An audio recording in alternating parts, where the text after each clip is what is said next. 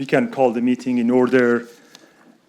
And before we start the business of the meeting today, I would like to ask that we take a moment to address the tragic gun violence over the weekend at the Bite of Seattle event.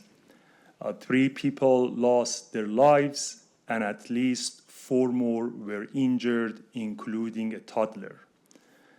This is an upsetting, unnecessarily and unacceptable tragedy that has forever altered the lives of many and created fear at a beloved regional event attended by hundreds of thousands, including many from right here in our own community. I would like to offer a moment of silence for the victims and their loved ones.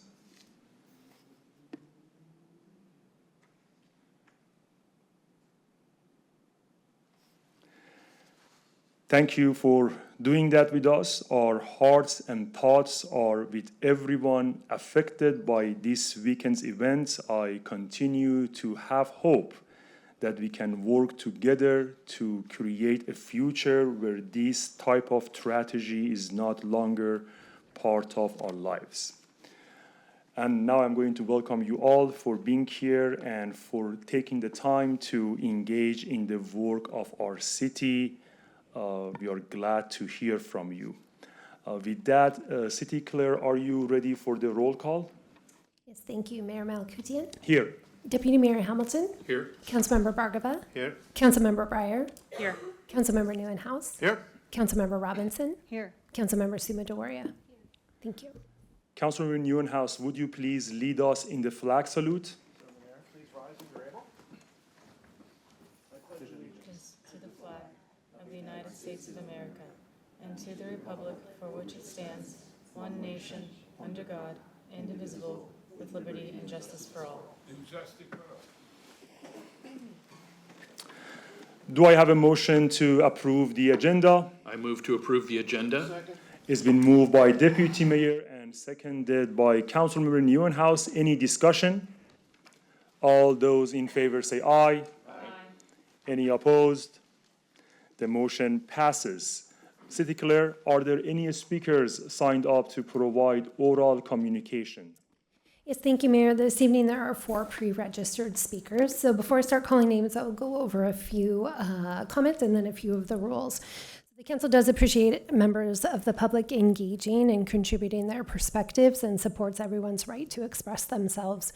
Comments shared during oral communications represent the views of individuals and not necessarily the views of council members or the city.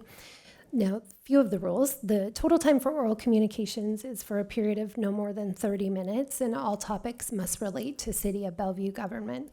People speaking to items on tonight's agenda will be called first, and then if time remains, people speaking to items not on tonight's agenda will be called.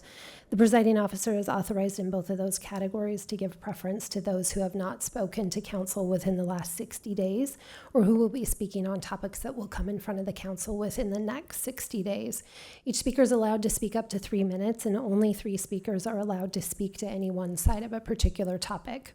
I also want to remind folks that in compliance with Washington state campaign laws regarding the use of public facilities during elections, no speaker may support or oppose a ballot measure or support or oppose a candidate for election, and that includes one's own campaign. People speaking on those topics will be asked to stop. So with that, I'll call our first speaker, who is Steve Kastner.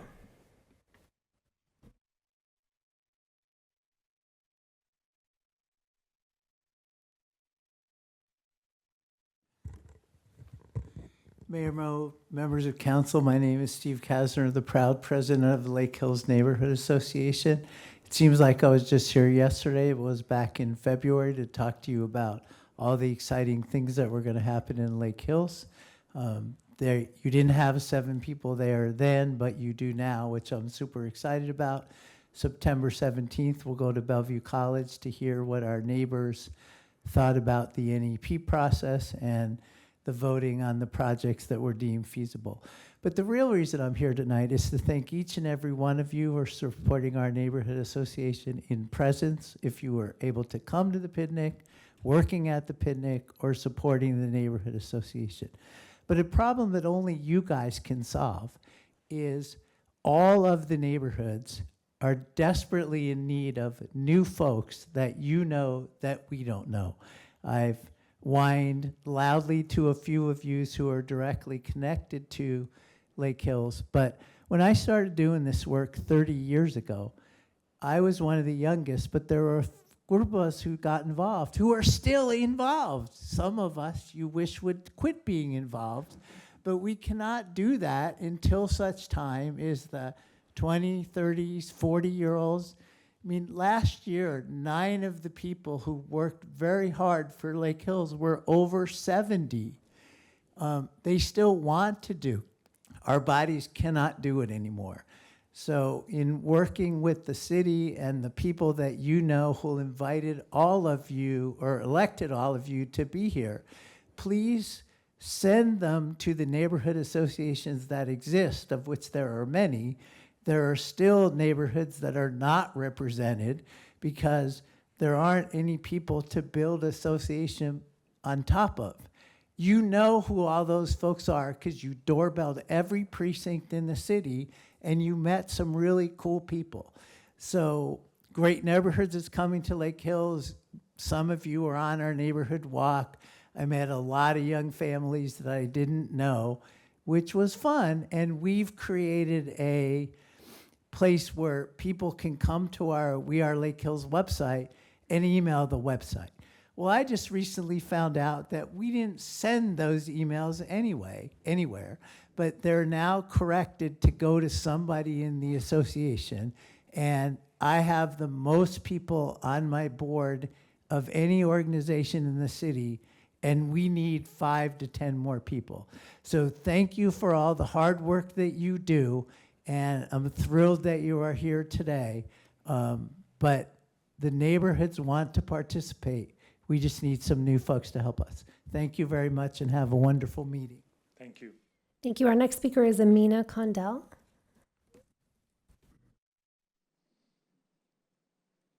Welcome. Hello. This is a very last-minute attempt to speak to today because I just started. Ms. Condell, I'm sorry, if you could adjust the microphone down. Oh, sorry, I turned it up. Oh, sure. Just the Can head you of hear it. me now? Thank you. If you can come closer to the mic would be maybe even better. Thank you. Okay, thank you.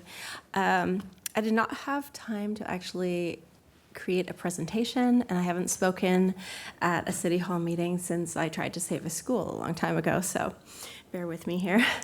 My name's Amina, and I'm here today to talk about challenging a Bellevue City Code because there is an issue that I'm directly affected by, along with my other neighbor here. And that code is related to having farm animals, specifically roosters and possibly hens on and in regular neighborhoods in the Lake Hills area, and also specifically Bellevue. At first I thought, why are roosters not illegal in Bellevue?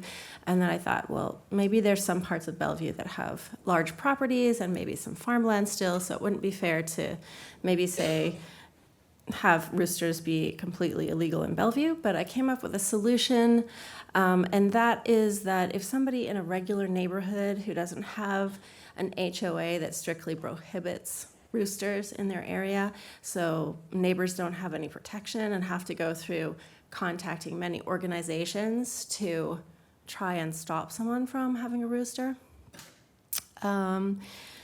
that before a person gets a rooster, that they need to go through the permit and licensing process, just like they would with a cat or a dog, if a rooster is going to be considered a pet.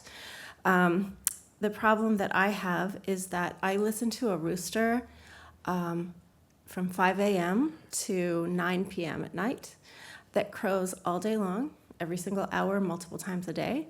And I don't have a reasonable neighbor.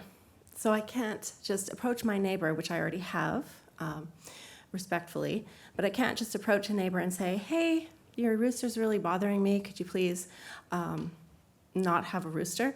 This neighbor actually has a rooster to bother the neighbors and is malicious and difficult to deal with. So that is why I do feel like the code needs to be changed to protect people that have neighbors that are not reasonable. And my neighbor in the past has said, if I hate my neighbors, I will buy a rooster. And so I already had dealt with a rooster for 10 plus years, and now she was asked to get rid of the rooster, and now 2 years to 3 years later, she has another one, and it creates rat problems, fly problems, attracts many other kinds of pests, and I find living rats in my house and dead rats in my land too. Fortunately, your time has expired. Yes. I'd encourage you to email the rest of your comments to the council. Okay, I will. Thank you. Thank you. The next speaker is Nava Carlisle.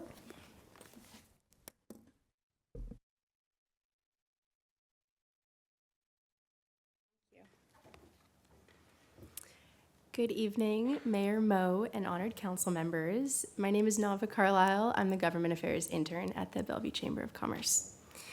I'm here tonight to acknowledge the work of development services. Permitting and entitlement work is demanding. Given the volume and technical complexity involved, it touches nearly every business, developer, and homeowner in Bellevue.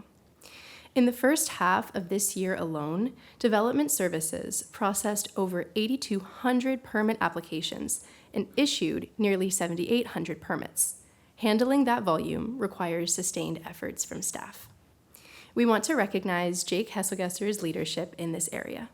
First review performance improved from 72%, meeting target timelines in 2025 to 82% in 2026. While some of this is due to the volume of complex permits being down, the timeline still shows meaningful gain, and it reflects consistent follow-through on process improvements. We also want to note the city's partnership with GovStream AI as an example of proactive modernization. Implementing AI tools to streamline complex processes helps position Bellevue well for developers considering major projects here. This kind of investment in efficiency matters as the city works through land use and policy updates intended to unlock development capacity across Bellevue. We also would like to appreciate the technical rigor that Nick Whipple and his team bring to difficult issues. Even where there are differences of opinion, the dialogue has remained productive and focused on finding workable solutions. We recognize that these are complex, high-stake matters. This is incredibly meaningful work, and it reflects a clear institutional focus on operational efficiency. We'd encourage the council to continue supporting these efforts, since improvements in permitting speed and process directly affect Bellevue's competitiveness, investment attraction, and the pace at which housing gets built. The Chamber values its ongoing partnership with development services, and as you receive this important update from staff about the department's pipeline in progress, we did not want to miss an opportunity to share our appreciation as we look forward to continue working together. Thank you so much. Thank you. Thank you. The next speaker is Paul Rude.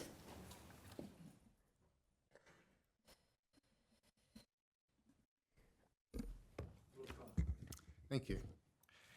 Noise. Bellevue noise ordinances are written around heavy equipment as the reference and prohibit operation of heavy equipment and any other equipment making similar noise levels on Sundays, holidays, and evenings.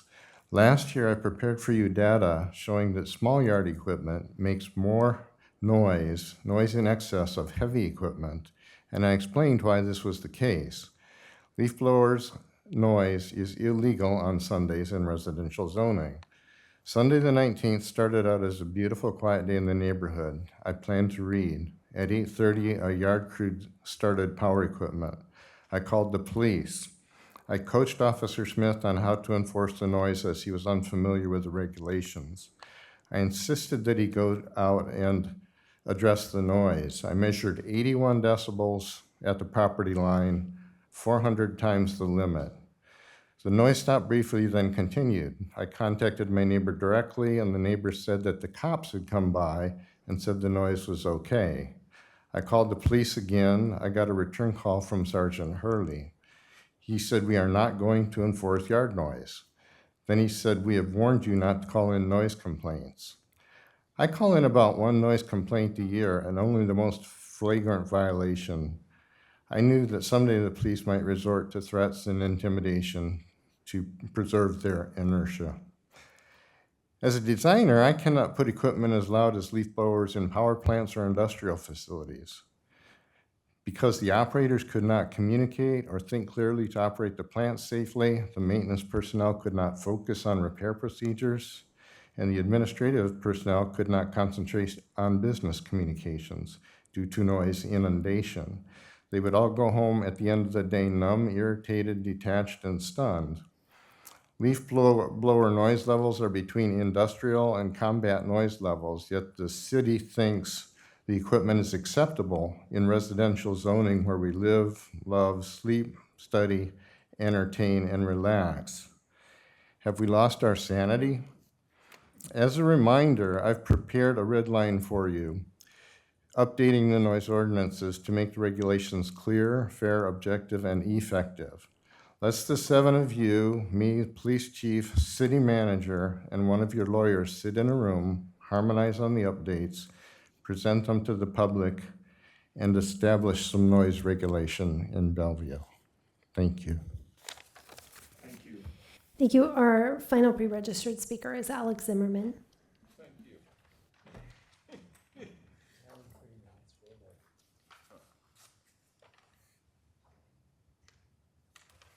Welcome. Thank you. Sorry, disability, be old is not good. Not exactly good. Okay.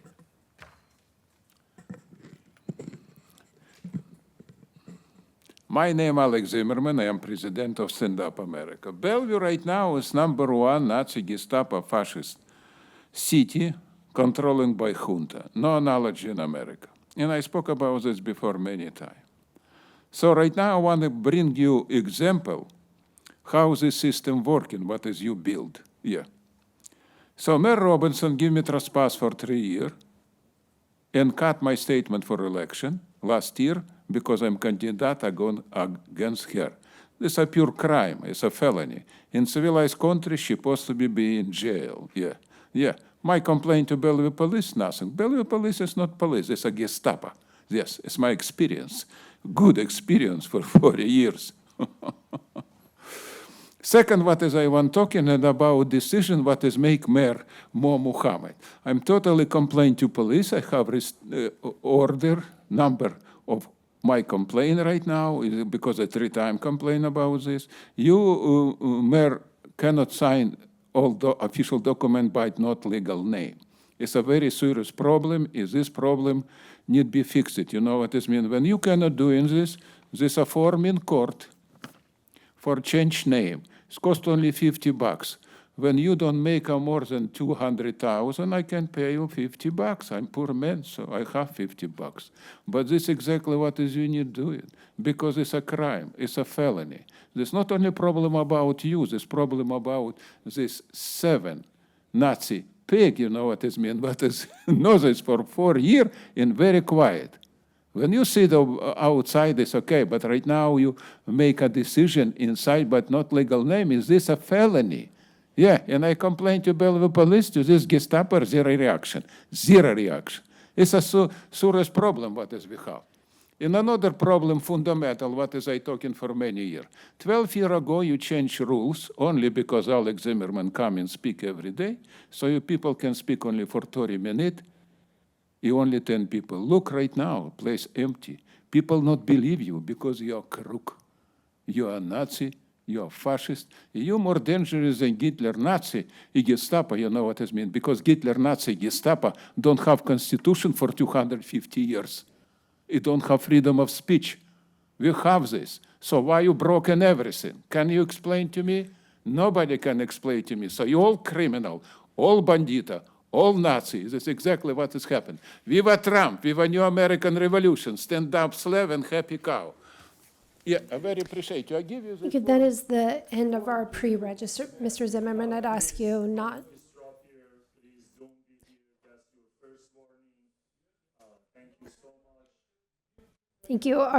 That is the end of our list. So if there's anyone else joining us this evening who would like to make comment to the council, please raise your hand.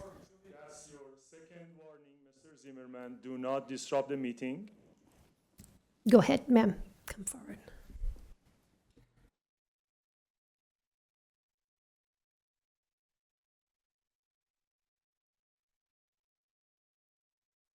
Julie Kopp, Bellevue, 3015 164th Place. Right now, I'm involved in the new mid housing development. We have 10 houses on our block, a dead-end street. We will now end up with 24 houses because of this mid-level. That's wrong. That's not why we came to live in Bellevue. And something about Mr. Alexander, we get tired of listening to him. But you know what? Some of the things he says are really true. Some of the things we say, people are not listening. Bellevue is changing fast, and it's not really changing to the better. And I feel badly when people sit there and kind of laugh at him, because if you listen carefully, there are some facts that we should be aware of. So I've done the housing, nothing I can do. We have no voice, no say anymore. So it really isn't a democracy, because the government, the state of Washington, has taken that away. Bellevue, Mercer Island, all the cities have to do it, or I don't know, you get fined. But the reason today is the transportation, because transportation is a problem in Bellevue. Transportation down Bellevue Way, they have taken 3 lanes, made 2 lanes, one north, one south, put 2 bicycle lanes, which took the suicide lane turning. I've gone down it for 2 weeks now, well, this beginning of the 2nd week, and Redmond's in charge, Bellevue's in charge. I know exactly who's in charge. Bellevue on the east side, Redmond on the west side. Bellevue has the intersection at Northeast 30th and Bell Red Way. I was there and I told the policeman, please put a revision sign. We've just about had head-on accidents. Even this morning, I go, where's the lane? We're using the road and the lanes are not there when you get up the next day. And when I came back, I just about had a car hit me because he did the same thing that I did when I was going north. There's a problem, and it's going all over the city, I'm sure, but I hate to see the roads disappear to bicyclists, which maybe we have 10 bicyclists a week go down that road or less. It's a lot of money, and it's made it very unsafe, and I don't know, the transportation is a problem. Thank you. Thanks, goodbye. Thank you. We do have one hand online, and that's Heidi Dean. Miss Dean, can you hear me? Just a second, as a point of order, can I ask that staff respond to the traffic complaint that she just brought up? Absolutely. Yeah. Miss Dean, can you hear me?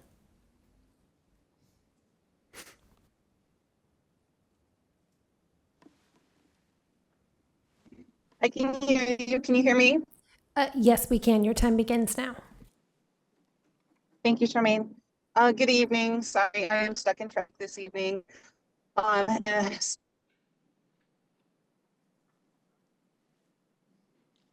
Congratulations to Development Services, being that we're celebrating Development Services. As a matter of fact, I stopped at City Hall in Burlington on my way home from Ferndale to see our former Development Services Director, Rebecca Horner, in her new job as Administrator of City of Burlington.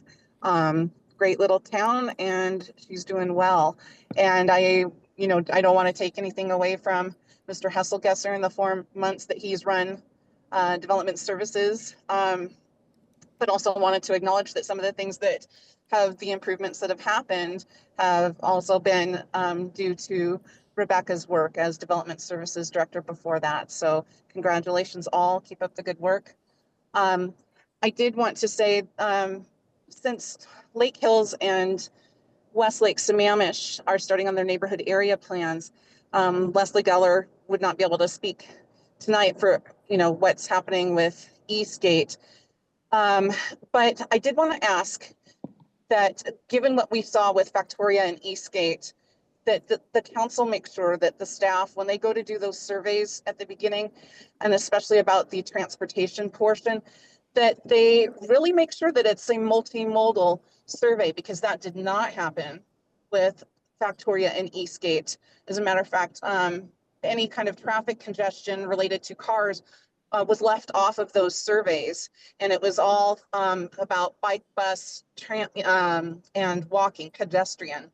So it was not a multimodal survey that was called out by the Transportation Commission, and the staff was asked to address that, fix that in the policies. And by the time it got to Planning Commission, again, that hadn't happened, and that was just kind of shrugged off.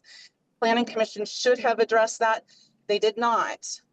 And that's what's coming to you. So I feel good that Lake Hills has a strong neighborhood association that will address things. And you've got Vic Bishop and Westlake Sam, but engagement's going to be important, and it's going to be important that you truly address that, and that you not just let these special interest groups that come in and try to drive neighborhood area plans get a hold of those things, or the staff deciding what a neighborhood area plan should be like. So thank you for your attention to that. Good night.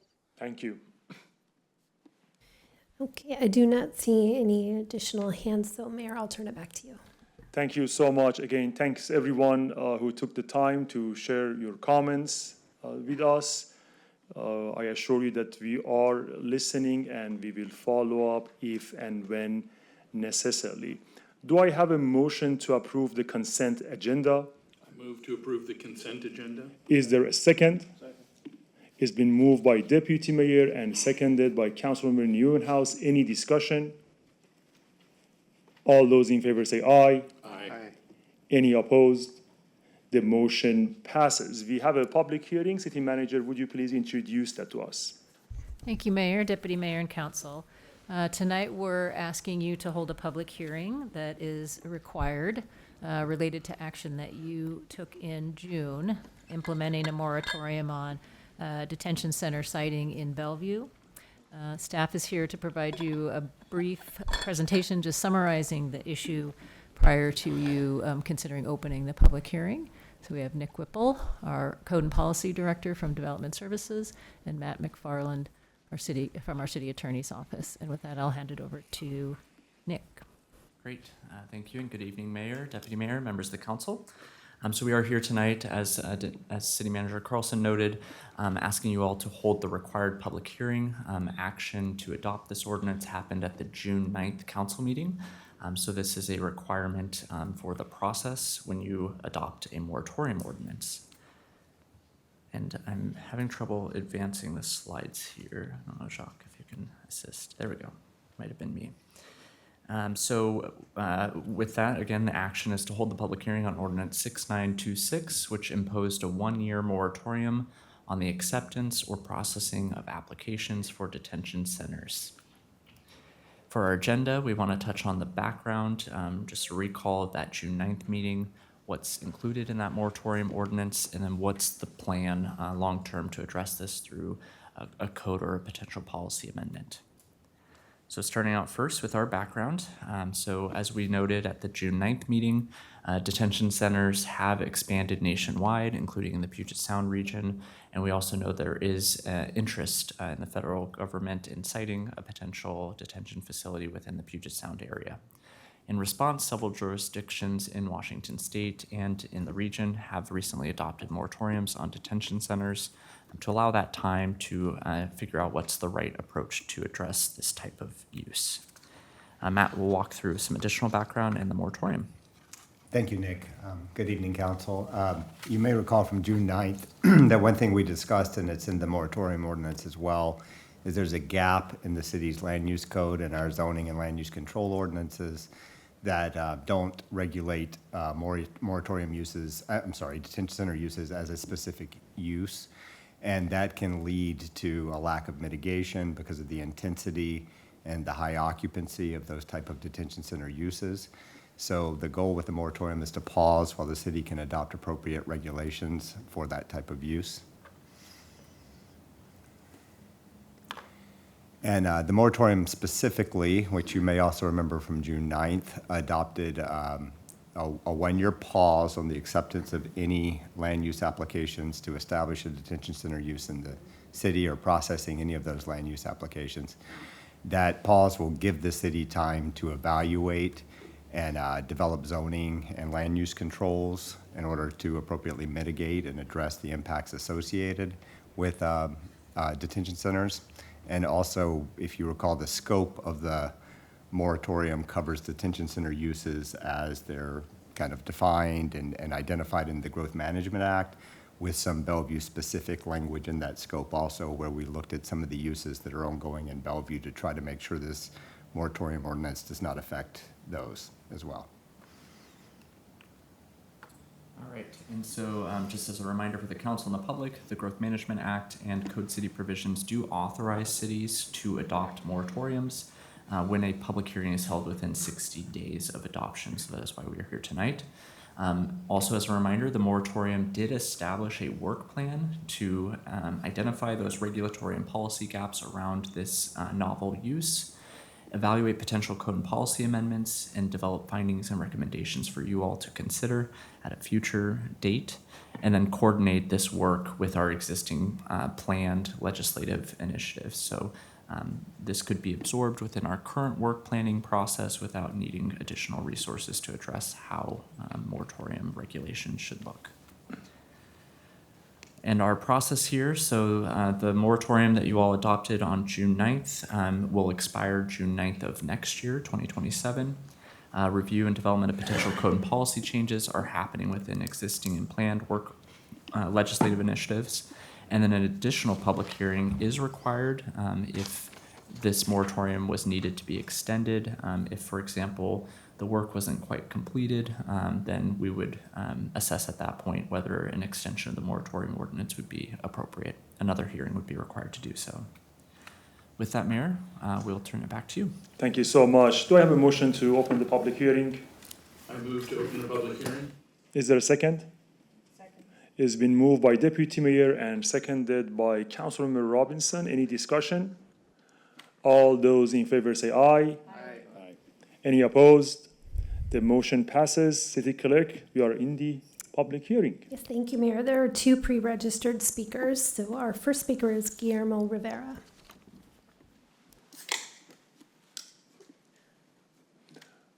Welcome.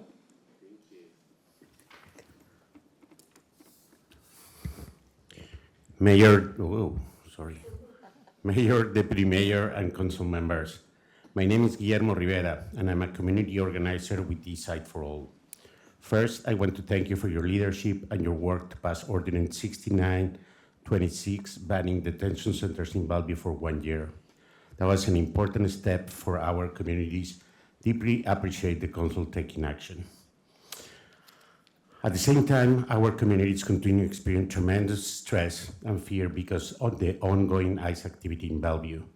Almost every day, we get reports of someone being detained and another family being affected. Yesterday, around 7 a.m., we received a report that ICE agents were near Walmart and HopeLink. A husband and a wife were detained after leaving their apartment for work, just outside their car. I wish I could share all terrible details, but we must protect them. What we can share is that young children witnessed agents taking parents away. The Circle, a community-based organization, along with community volunteers, responded to stay with the little girl and her niece through the day, ensuring that they have support during an incredible, difficult, and frightening situation. Families are afraid to go to work, take their children to school, or simply leave their homes for daily needs. We cannot add more fear and uncertainty to communities that are being already carrying too much stress. That is why I respectfully ask to make Bellevue ban detention centers permanent, not for just not for a year. As you develop and implement a permanent ban, I ask you to include the community most directly affected immigration enforcement. Their experience, voices, and expertise must have shaping the intent to protect them. Finally, local policies are important, but our communities also need long-term regional support. We need a regional center that can coordinate resources, information, rapid response, and support for immigrants and refugee communities through our region. A network of providers have been engaging with Bellevue and others each side staff to explore this vision. As Bellevue continues to welcome in the world, the need for a coordinated regional center has grown over in the past 20 to 30 years, reflecting the East Side involving diversity and increased demand for accessibly, culturally grounded services. We look forward to sharing more and exploring Bellevue's leadership role in shaping the next step in our region collaboration. And thank you again for all the work that you are doing on this. Thank you. Thank you. Our next speaker is Heather Kelly. Welcome. Thank you. Good evening, Mayor, Deputy Mayor, and council members. Thank you so much for passing the one-year moratorium on detention centers in the city of Bellevue. And I especially want to underscore that because I know that the city's hands are tied in many areas around immigration enforcement. I also appreciate your direction to staff to identify gaps in the current ordinance and to recommend additional protections. I urge you to act promptly to make this prohibition permanent and to close any loopholes in city code or land use regulations that could allow privately operated facilities or federally operated detention centers to locate in Bellevue. Bellevue must not, under any circumstances, become part of a system that detains people in cruel and inhumane conditions or strips them of their rights and due process. We have all seen the devastating human cost of detention, families torn apart, people held in degrading conditions, and communities living in fear. Our city has a responsibility to ensure it is never complicit in these abuses. By making this ban permanent and closing every remaining loophole, Bellevue can send an unmistakable message that detention facilities have no place in our community. I respectfully urge you to act swiftly to permanently ban detention centers and strengthen the ordinance so Bellevue's commitment is clear, enduring, and impossible to undermine in the future. Thank you all so much for your leadership on this issue. Thank you. Thank you. That is the end of our pre-registered list. So I'd ask at this point if there's anyone else joining us this evening who would like to make a comment in this public hearing, please raise your hand. That goes for those online as well. Okay, Mayor, I do not see any additional hands. I'll turn it back to you. Thank you so much. Do I have a motion to close the public hearing? I move to close the public hearing. Is there a second? Second. It's been moved by Deputy Mayor and seconded by Councilmember Robinson. Any discussion? All those in favor say aye. Aye. Any opposed? The motion passes and the public hearing is closed. So, City Manager, are we done with this part of our? We are complete unless the council wishes to ask any questions. Anyone has any questions? I think we are all great. We can start the first study session. Great, thank you. Mayor, Deputy Mayor, and Council, I'm very excited to have our Development Services team up here this evening to give you an update on three primary things. First, the team's here to give you a look at what's coming in the development pipeline. They do that regularly. Second, you're going to hear some highlights of the key process improvements. And I want to say the department is working very hard to make these process improvements to help make it faster, smoother, more consistent for our customers in the development services arena. And the data is showing that it's working. And lastly, some good news about a new program that's helping out small businesses through the permitting process. So thank you to Jay Kesselgesser, our acting director, who's here this evening, Greg Schrader, our assistant director, and Steph Collier, our program manager. And with that, I'll hand it over to Jake. Thank you, City Manager Carlson. Good evening, Mayor, Deputy Mayor, and Council members. It's so exciting to be with you here this evening to share this Development Services update. This is an informational update just on the items that City Manager Carlson noted. Our agenda for this evening will include a brief development update that Greg will provide. I'll talk a little bit about our work plan and what we're focused on for continuous improvement, and then we'll dive deeper into a couple of topics, our small business program, which Steph Collier will talk about, and then I'll round us out with a little bit of information about our GovStream AI project. With that, I will hand it over to Greg for the development update. Great, thanks, Jake. Good evening, Mayor, Deputy Mayor, council members. It's a pleasure to be here. So I will start with this graph, which illustrates our permit activity. The top line represents permit applications. The lower black line is issued permits. You see that in 2025, we reached a peak, and this year is trending very close to that same high level of activity, so that's great news. I wanted to include some photos of projects that are under construction. You're probably familiar with a number of these. The Pearl Apartments is the farthest along at the Silver Cloud site. Broadstone on 112th, Bosa Park on the east side of the downtown park on Bellevue Way. And then, of course, the Ani project, a very large project on 106th. They have all broken ground with demolition and some excavation activity. And then I wanted to talk about permit timeline performance. The Local Project Review Act was modified by Washington Senate Bill 5290 in 2023, and it established these timelines that you see that relate to projects that do not require public noticing, that do have public noticing, and last for 170 days projects that have both public noticing and public hearing. The applications that we were required to report to the state on all met the shot clocks after the January 1st, 2025 implementation. That is, I will note, a small subset of all of the total permits that we process, but that's, I think, also good news. We also noticed some increase in the response time from some of our applicants.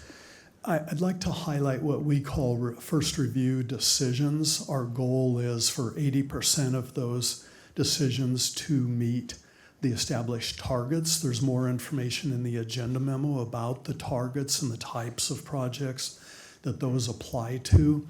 But our performance in that regard did improve from 72% in 2025 to 82% in 2026. And we are continuing with very targeted emphasis in each review team on that. And with that, I'll turn it back to Jake for the work plan update. Great. In your agenda materials this evening is attachment A, which is a pretty detailed look at our continuous improvement work plan, balancing across 4 different perspective areas. Wanted to start first by centering around customer feedback. We take in a lot of customer feedback through channels like the Bellevue Development Committee, our customer experience program, and while we do receive pretty high satisfaction ratings, we do hear ideas for process improvements. And some of the top line themes include really specific improvement ideas, and I'll share a couple highlights here in a minute. Also the desire to improve project management and coordination on the city side of things, really abstracting the regulatory complexity that applicants have to go through. We hear a lot of feedback around streamlining and simplifying permitting and definitely creating a more consistent and predictable process. We also saw a lot of synergy across customer personas, so those who might be submitting a deck addition to all the way up to a high-rise construction. So many of our improvement efforts are focused on delivering the best value for our customers. A few initiatives that we have underway right now, our consolidated review pilot is targeting a new process for single-family building permit applications. The early data from this is showing that we're able to cut revision cycles by an entire revision cycle, thus shrinking the amount of time that it takes for those permits to go through the system. When we complete the pilot, looking to perhaps scale that process improvement to other permit types to receive that same benefit. We're focused on a number of land use permitting process improvements, including developing templates for staff reports, as well as improving public-facing information and balancing the workload across our land use division for entitlement permitting.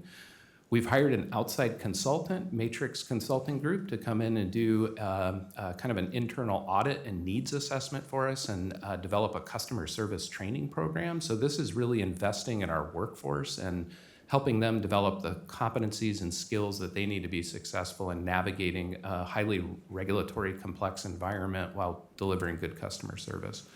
On the technology front, I'll talk about GovStream AI in more detail in a minute. And then one other, which is our public-facing dashboard project, which is aiming to increase transparency and accountability into much of the timeline data that Greg spoke about earlier. We're looking to launch this in Q3 and have that available for the public. And with that, I'll turn it to Steph to talk about our small business program. All right, we're passing the baton here.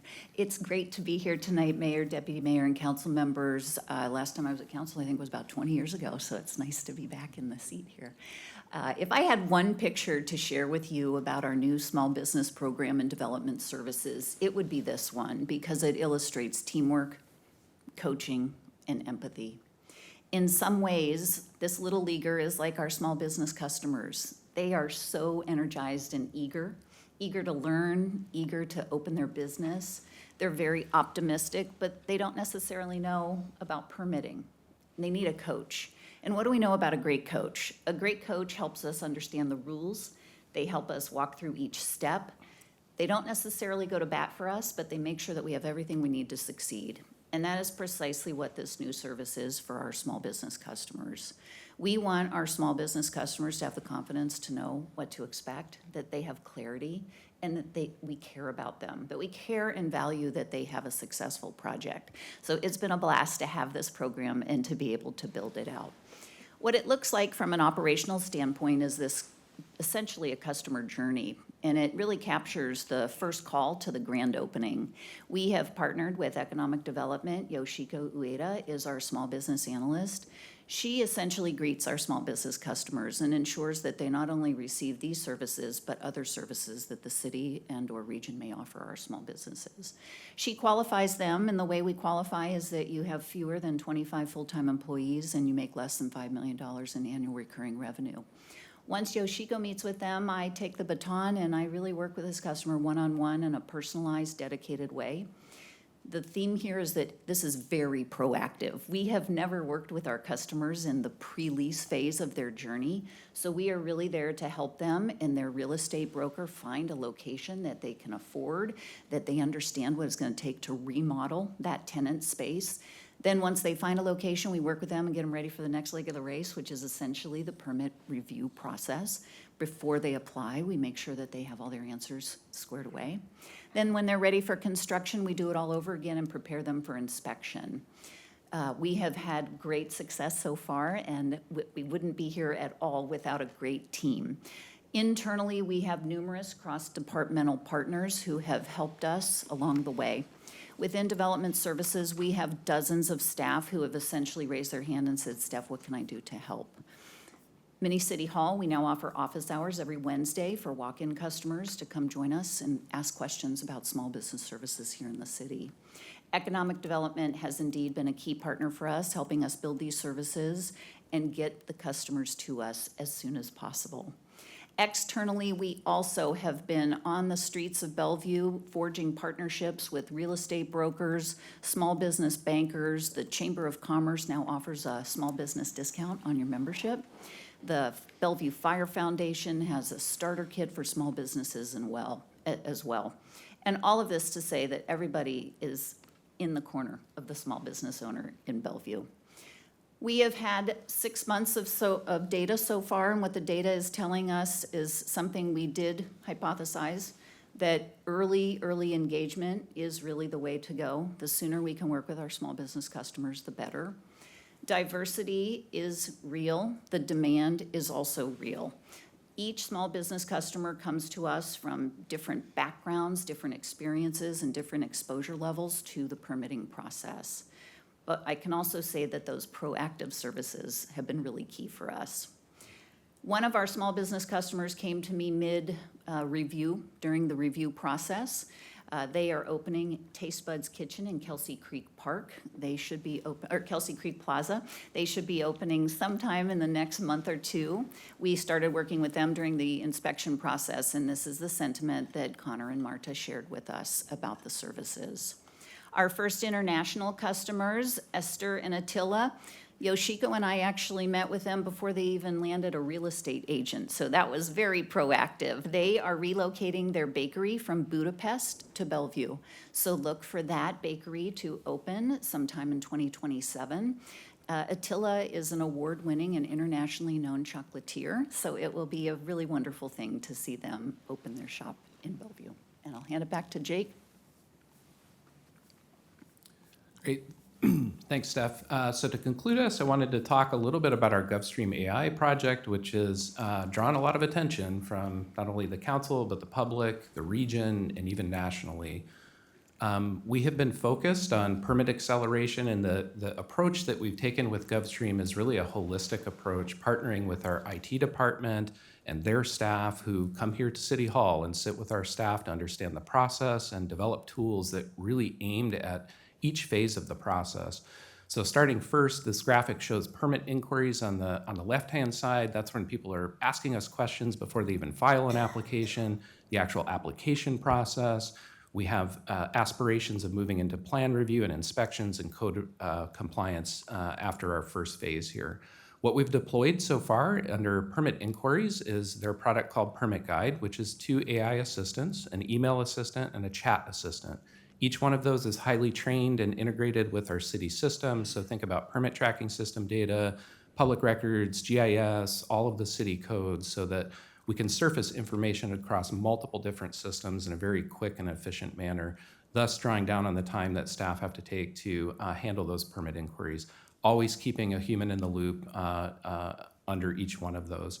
We spend about 20,000 hours a year answering questions, so you can imagine if we could create a 30% efficiency gain, we could repurpose that human capital on higher value work, and that's the goal. We're working with them right now in the application and completeness phase, working on 2 AI assistants here, research assistant and application assistant. These will be public facing. Later this summer, we look to do kind of a soft launch of both of these to the public. And just know that throughout this entire journey, when the public would be interfacing with this, really the aim here is ongoing 2-way communication between the applicant and the builder, making it a more intuitive process for everyone. You might ask, what are some of the results here? We did do a bit of a pilot here for application assistant. We chose 2 different permit types, single family building permit, which is that top row, and then a tree removal permit. We ran over 500 permits through the GovStream AI tool, and in the current state, without any of the AI applied, we see about 22% of those new home applications coming in complete the first time. That means that we have to ask for more information, there's an initial correction cycle and such. 40% for tree removal permits. With the new intake system, through just a few iterations, we were able to increase that application quality to 67%, so a 3 times increase in terms of application quality. And really, you can imagine this is going to help move projects to approval weeks, if not even months sooner.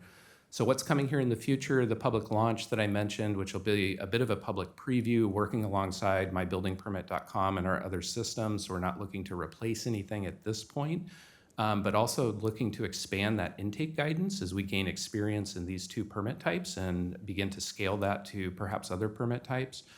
Also later here in the fall, we look to start to dive into the permit review phase of our partnership with GovStream AI, looking at tools that can really help the reviewers as they're going through documents and reviewing those sort of things.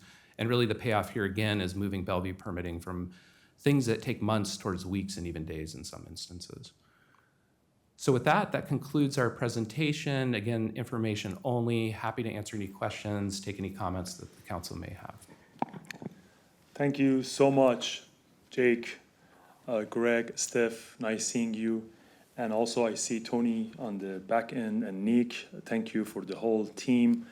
I think moving from 72% to 82% on the first review target is really meaningful progress. Meeting all of the state shot clock is amazing.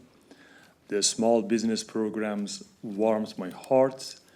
And I think I was one of the fewest moments I was very proud was I was in a meeting with all of the other mayors, and we were the only city that had the GovStream AI, and the other mayors were looking at us like we are doing something right. So I wanted to appreciate you all for making our city being, we are known for being innovative, and you are an example of that.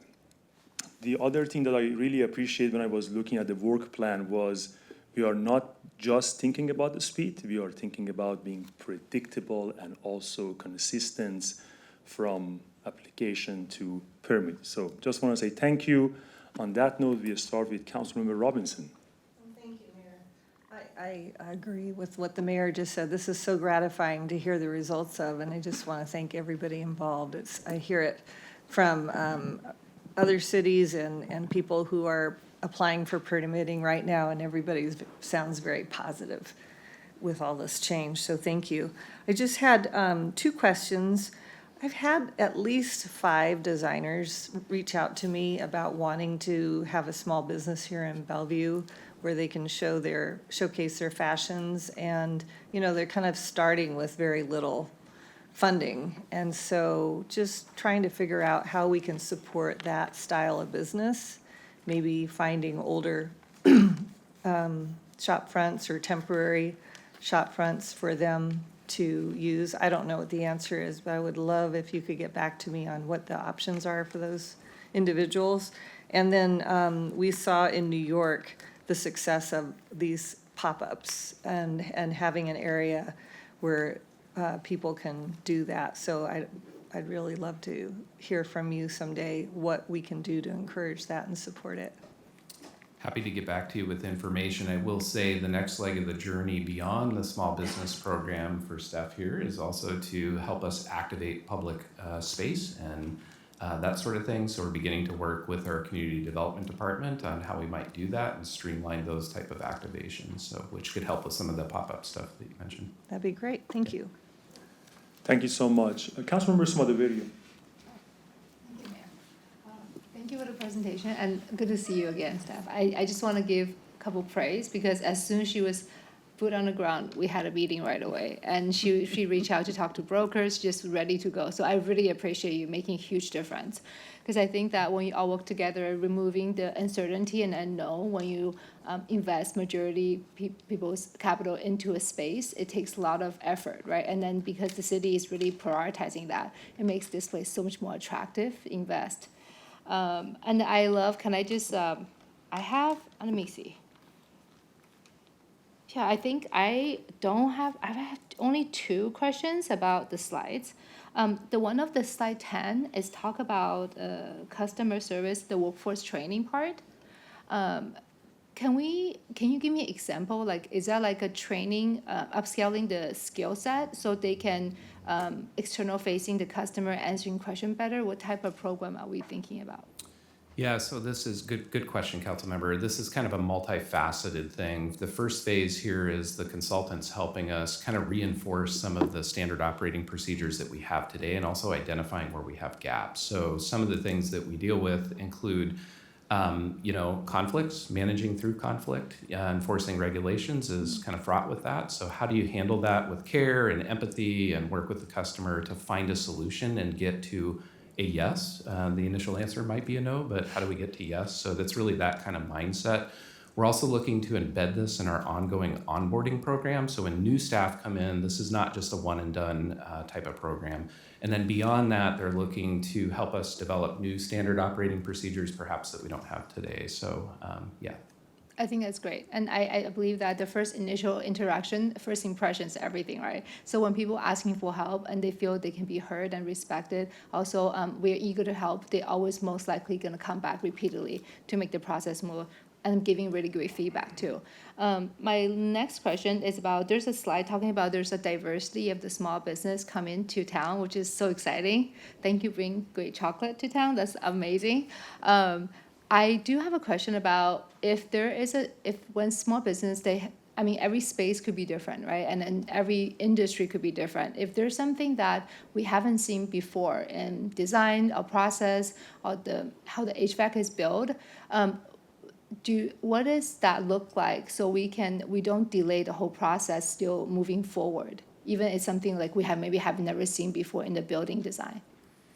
So we do offer some alternate pathways, and maybe I'd ask Greg to talk about this a little bit from the building code side of things, but the same type of alternate pathway that Greg will explain are allowed through some of our other codes. So Greg, do you want to talk about alternate methods and Happy materials? to. Appreciate the question. Most of the construction codes have provisions that allow designers to provide alternatives that equal or exceed the intent of the code. And so it's sometimes what we might call a performance-based code, and it is a process of some back and forth and evaluation and questions and research. But that path does exist to allow that type of innovative approach. Thank you. And I think that's it. But last question is about AI. Can I ask, please? Okay. So because it's making our work so much more efficient, and because of that, would you say that our staff now having so much more efficiency added, now they can actually help more customers because of the AI? Do you feel that way? The capability is certainly there, and we've seen the efficiency gains. What we're working on right now is scaling the use across all of our staff. We just rolled these 2 first AI assistants out not too long ago, so staff are getting used to those. Where do they fit in their daily workload? The goal really is to create that front-end efficiency of about 30%. In the small-scale pilot, we're able to see that level of efficiency, but seeing on the broad scale, we're not quite there yet, but we do expect to get there at some point. So, thank you. Yeah. Thank you so much. Councilmember Brior. Thank you, Mayor. So I looked at the presentation, and our stated target of 11 weeks for utilities and 8 weeks for major projects is well ahead of the Washington statewide average. And it also sets us up on the national stage, where we are ahead of cities like Austin, Texas, and Charlottesville, North Carolina. Obviously, we're going off of this first review and not issuance, but even benchmarked with that caveat, according to my research, we are killing it. So this is really, really exciting to see. And I have municipal friends in Massachusetts that have reached out to ask about this implementation of GovStream AI, which was before my time here on the council, but I'm hoping we can produce some scholarship about it because it's scalable solutions that have provided excellent results. So thank you so much for everything that you're doing. And these small business programs are great, especially the office hours. I've heard from a number of folks who are interested in getting started here. So just making yourself accessible, efficient, I have nothing to say but praise. Thank you so much. Thank you, Mayor. Thank you so much. Councilwoman Neuenhuis. Thank you, Mayor. Yeah, this is an exciting update. I 100% agree that we're making a lot of great progress to be more efficient, be more, I think, the speed and the predictability, really, really important and paramount. Love to talk about the new tools, especially AI. I too, speaking at NLC, was on a panel. No other city had implemented. They were talking about it, they were interested in it, but they actually hadn't implemented anything yet. And I know we're, taking I would say, a very measured approach to see how AI can help us with the permitting process, which is great, and we should continue to do that. And I love that partnership with GovStream, and as well as your plan to continue to look and implement additional technology when needed. But I also like to hear just a little bit more in terms of how we're tracking success as well. I think speed is one of them, absolutely, and thanks to the state, we're given some clear parameters there in terms of how quick we need to get through this permitting process. But the other part of that too, and I think the concierge program, which I love and been an advocate for years, I'm so glad that we're that's fully launched and the early results look great. But it's early still. I think we can still learn from it. In fact, I'm even going to bring up an example that I would like to get your thoughts on. So, because I found it kind of curious that one of the examples that you used, the Taste Bud examples, the Taste Bud's Kitchen, they had approached me, and I think the city manager as well, about their frustration with the process. And in fact, we were trying to put them into a situation where they had to pay for a parking study. Now, It got resolved. Yeah. But tell me, what did we learn from that, and how do we improve going forward so that clearly they were happy with the end result because they provided, I'd say a good quote, and certainly they were aware that probably we're going to talk about them this evening. But what did we learn from that? Actually, they weren't aware we were going to Oh, talk about okay. that this evening, so All even right. better. And that is one of the reasons we included them, because I caught them mid-tailspin, and that is not what we want for an optimal experience for our small business. Oh, so they were not in the program yet when they Not- ran into that issue. Gotcha, okay. Correct. And Okay. so because I was on board and building the program, then that's how they got on my radar, because I am available and certainly helpful in an ombuds type role at that point. Yep. So when I met with Connor and Marta, I asked them what was their experience and what can we do going forward to get you to where we need to go. And so that's where our partnership began. But that's also part of my role is we have yet to catch everyone at the pre-lease stage. No, but that's a great story. And That's a so- success story right there, that we were able to turn that around. And I don't believe they ended up having to do that part. They did not. That part. Good, because they were shut down for a certain period of time, and every small business owner can understand every day counts, every hour counts. If they're not open, they're not having revenue come in. So I know that certainly that was a stressful time for them. But Very. that's a great. So how do we intercept those earlier? Is it when they first make the permit submittal? Do we get a sense immediately if they meet that criteria, if they are a smaller business and we offer our services, or do they have to request it? Go ahead. Happy to sing some notes on that as Yeah. well. One more thing about Connor and Marta, we also, for them, we ask them for advice, right? So that we can incorporate their feedback and improve the Perfect. process going forward, so that we can learn from those experiences. Mm-hmm. So the outreach to the real estate brokers and property managers and the small business bankers, that has been instrumental in us getting to small business customers when they are looking for their leased tenant space. We ideally want to work with them before they even sign a lease, because we don't want customers signing a lease where the use is not permitted, or they get into a tenant space where construction costs are Right. cost prohibitive for them. So that's why the outreach to brokers and bankers and property managers. So if you have any advice of folks you'd like me to meet with, please let me know, and I'm happy to reach out to them. If, however, we miss them at the pre-lease Right, stage, then right. staff are also very aware of these services, and they are saying, staff, I think, and then we get them into the queue and start working with them wherever they are. So and that's a great story, and I love that, and I love the constant improvement. That is fantastic. Just wondering, what other feedback loops do we have to continuously look at improving or changing or adapting if needed? What other feedback loops are there available? Maybe I'll offer a couple comments Okay. on this one. Certainly our customer experience program, we receive a lot of feedback through that, and that is data that we collect that tells us how well are we doing. Great. We do have aspirations, while you don't see it in the work plan right now, of making that data more publicly accessible so the community can see what we're hearing and then how we're responding to that and how we're using that to prioritize our work plan.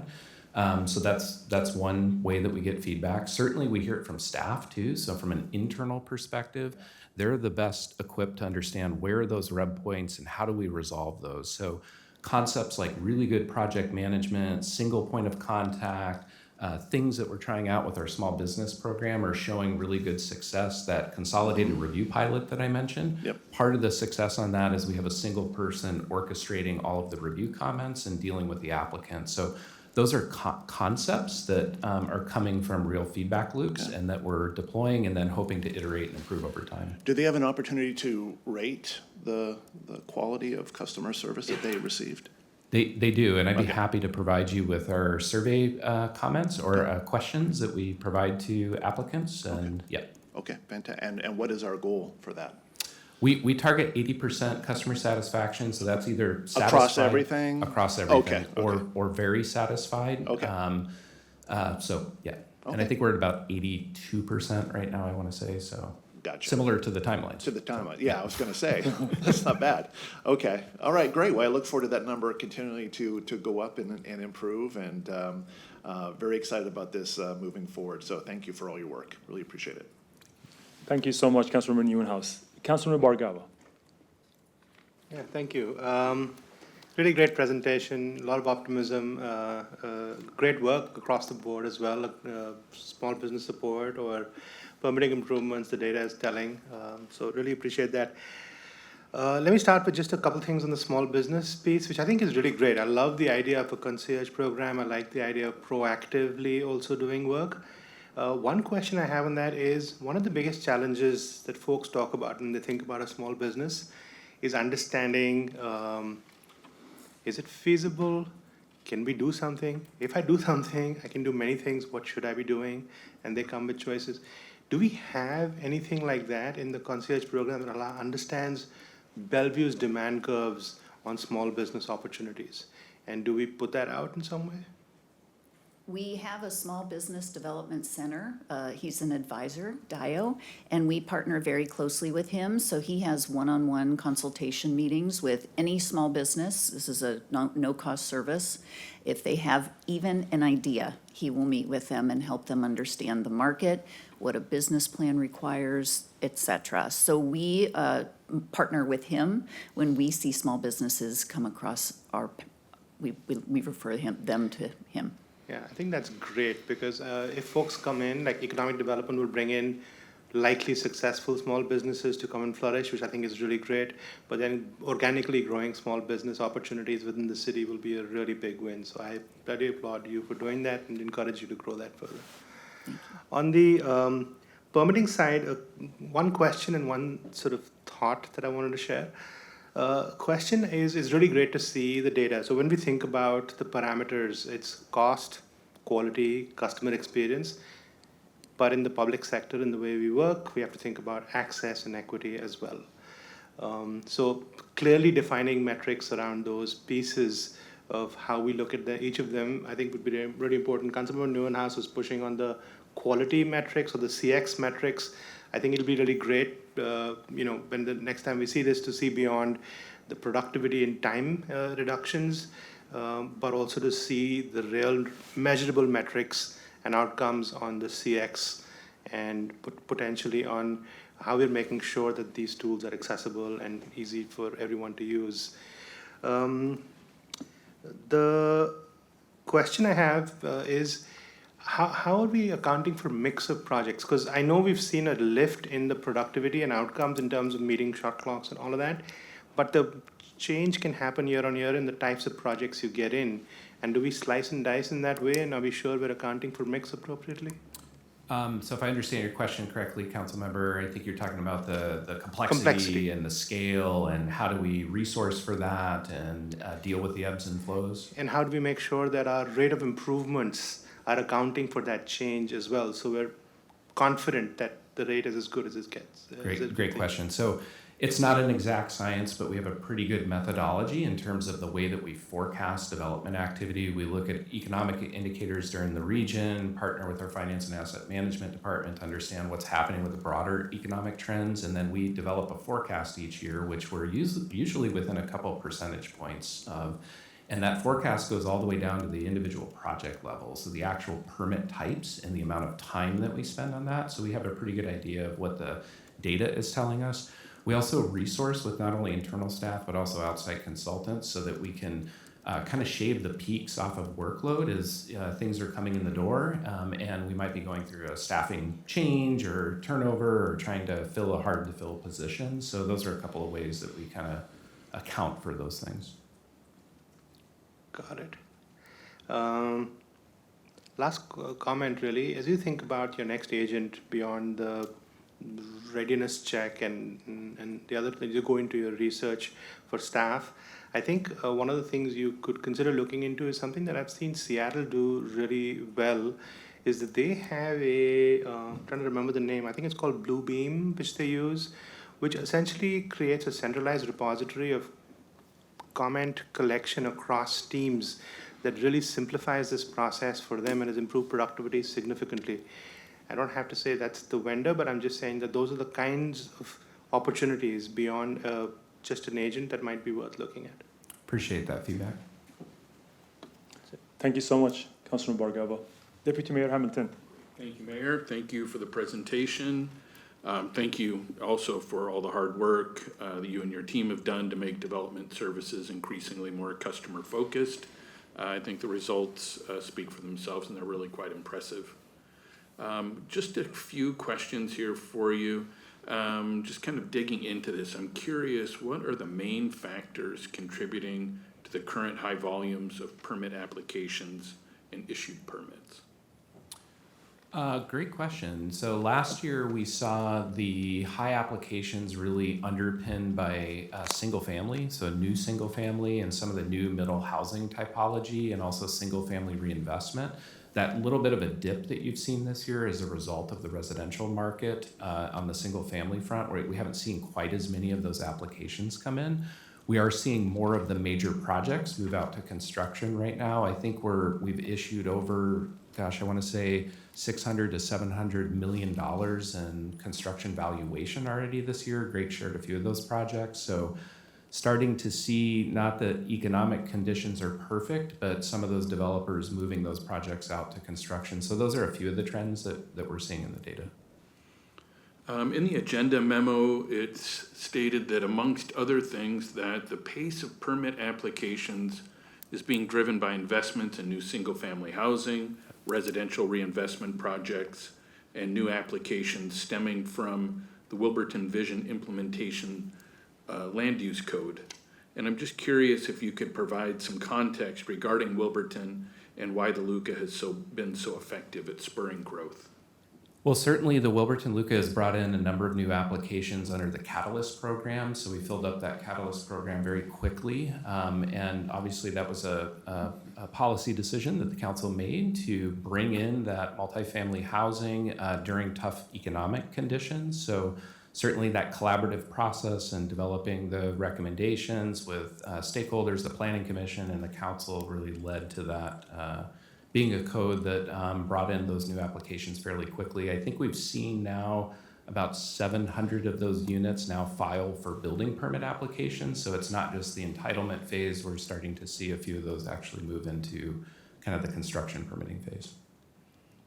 Looking ahead, which process improvements that are currently included in the DS work plan or could be added to the current work plan could help us realize the most positive impact on speeding up our development review pipeline? I think it's a couple of different factors here. It's, and I'll maybe borrow a line from the city manager from the other day, which is high human touch and high tech put together. So really ensuring that we have humans that are equipped with the skills and competencies to deliver really good customer service, leveraging technology to create efficiencies where we might see those, and then also doing the hard work of process improvement, which throwing technology at something doesn't always solve the issue. You also have to look at the process behind that. So I think it's a multitude of those different process improvements that we're working on in connection with one another to achieve the results that we're looking for. Also wanted to mention I really like the employee learning and growth perspective section of the DS work plan, and I'm pleased to see that all 4 categories will be in the implementation stage by the first of the year. As was mentioned in the presentation, you've made significant and impressive improvements in overall departmental effectiveness with the nearly 14% improvement in permit timelines for first reviews. And I think that there's really widespread support and appreciation for all of your efforts. And, you know, like a lot of good things, I think there's a desire for additional improvements. And I just want to recognize the impactful improvements for sure that you have made, but more of a good thing is good. So please keep up that effort. I think now certainly is the time for us to keep our foot on the gas and to keep pushing for greater efficiencies and quicker approvals. But excellent work, really appreciate it. Thank you, Mayor. Thank you so much. Can we go ahead. A quick question, follow-up to Councilmember Hamilton. Of the 700 units seeking permits for Wilburton, how many are affordable? How many? I don't have that information, but I'm happy to get it to you. Okay, I'd appreciate it. Thank you. Can we go to slide 7, please?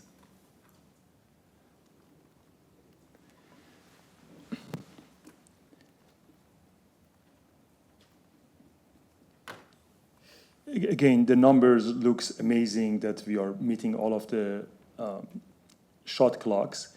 Can you tell me about that 120% that average time outside city review increase 124%? What is driving that increase? The amount of time spent by applicants responding to comments. So we've seen this in recent years. It's been kind of a trend, and it kind of matches the economic trends. So projects that aren't moving as quickly because the applicants are slowing down their process and responding to us. So last year, though, we saw a pretty big increase in that kind of trend. So that's awesome. And when you have that dashboard that you mentioned in a slide, I guess 10, don't go there, but we are going to see that in dashboard, like how much time lapse, how much is applicant time, how much is city time, everything should be there. that is the goal. I will say that our consolidated review pilot for building permits is really essential to achieving that. Currently, right now, for many of our construction permits, the process is not consolidated, so the data is really hard to report on and separate that applicant time and city time. So that process improvement will help us do that across the board for all the permits, but that is the goal. That's amazing. Now improve from 72% to 82%, again, amazing job. What does the remaining 18% look like? Are those missing by few days or few months? Is it in different permitting type? Can you tell us something about that 18%? So part of the reason we target that 80% goal is to deal with what we would consider edge cases. And those edge cases could be a result of us having a short-term resource challenge. So it could be on the city side of things. It could also be the complexity of the application combined with the application quality, leading to more time that the reviewers actually have to spend reviewing that. Hopefully, with some of the improvements that we're making, like GovStream is a good example, we can help to improve that application quality so we can kind of minimize those type of things. Happy to follow up with more specific data on the actual permit types themselves and provide that to you. That would be great. My next question is, the work plan places a strong emphasis on consistency in code interpretation. Are you going to document that? Like what happened if one reviewer changed from a different reviewer, one reviewer retired, you have a new reviewer? How are you going to bring that consistency on how we are interpreting the code? One of the main ways is developing really good, strong rigor around standard operating procedures so that we don't rely as much on institutional knowledge. We've had really good SOPs or standard operating procedures in the past, but maybe not to the level that we would like to see them. So staff training, of course, is another thing that was really essential to that. Thank you. Now I have some AI questions, and I think the first one is when we are moving with AI, so in the work plan you had AI moving, technology modernization moving, and as you just right now mentioned, we are updating our standard operating procedure at the same time. Is there any sequencing, or is something should happen first, then we bring the AI automation, or how do you kind of look at that sequencing? Great question. I think the work plan lays out a balanced approach, and we did take into consideration kind of the change management associated with that, as well as where would we maybe need to do a process improvement first, like the consolidated review pilot, before we maybe institute that more broadly across all of the permits. So really doing like small scale pilot and that sort of thing. With the GovStream AI initiative, it's really an iterative process. So it's not a kind of one and done type of scenario. So we're looking at both process changes as well as implementing the technology kind of simultaneously and trying to understand where are the challenges and then where are the benefits and then how do we scale that over time. So, thank you. Can you go to slide 19? I like that view a lot. And then I think my last AI question is on that.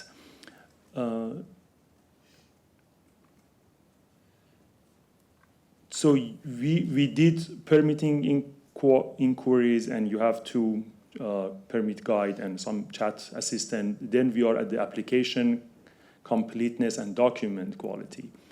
How long does it take to finish the whole process for you all as of right now? Great question.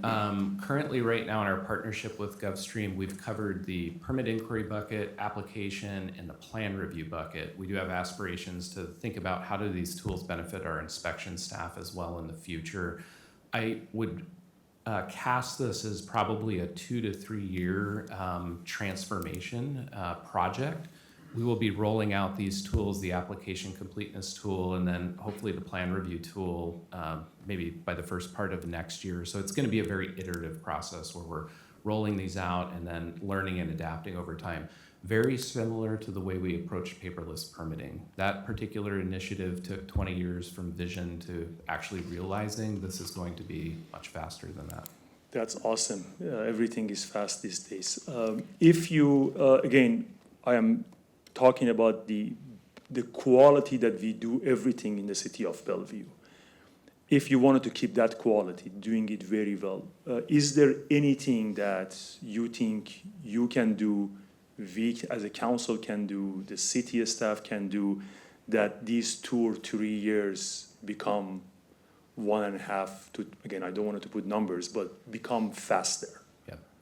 Certainly, we do need to balance quality as well as the community's capacity to handle change and also staff capacity to handle change. I think what you see before you in the work plan is an optimized work plan that takes into consideration both speed, quality, and then just the change management associated with so many initiatives. So we're moving at that optimal speed while also recognizing that we still need to have commitment to quality and the initiatives that we're moving forward. The council has been very supportive in the past as we go through the budget process. That's really the opportunity for kind of setting and providing us with the resources that we need. So as we move into that process, we're working with the city manager, of course, and developing preliminary budget recommendations that would be back before you later this year. That was a very politically correct answer, but you didn't answer. So just think about it. If I don't think my whole point is this council would love to see our permitting become #1 in the whole country. So if there is anything that the council can do to expedite that, again, I understand change management, I understand quality that we have in Bellevue, I understand the whole responsibility that we have toward AI. What do we see that we stop even using AI? That could be something that you are considering. So all of that considered, if we can do anything to help expedite that, please let us know. My last comment is something that I think both Councilmember Newhouse and Bargabo mentioned. I also want to see on the small business program, we see some metrics that shows what are we doing after the lease is done, after our help is done, and see have we done the quality of work that we think we are doing. Like, was that lease good or bad after it's done, after now the person is doing the lease? Is there was any permitting problem? Is there any costly delays? Like, what are some of those output metrics that shows that we are doing what we are intended to do? So if we can have those, that would be great. But again, overall, as I mentioned earlier, you guys make me proud whenever I go, wherever I go. So thank you so much for everything you do. Thank you. Thank you so much. Is 7:29, so we can come back 7:35, 7:40.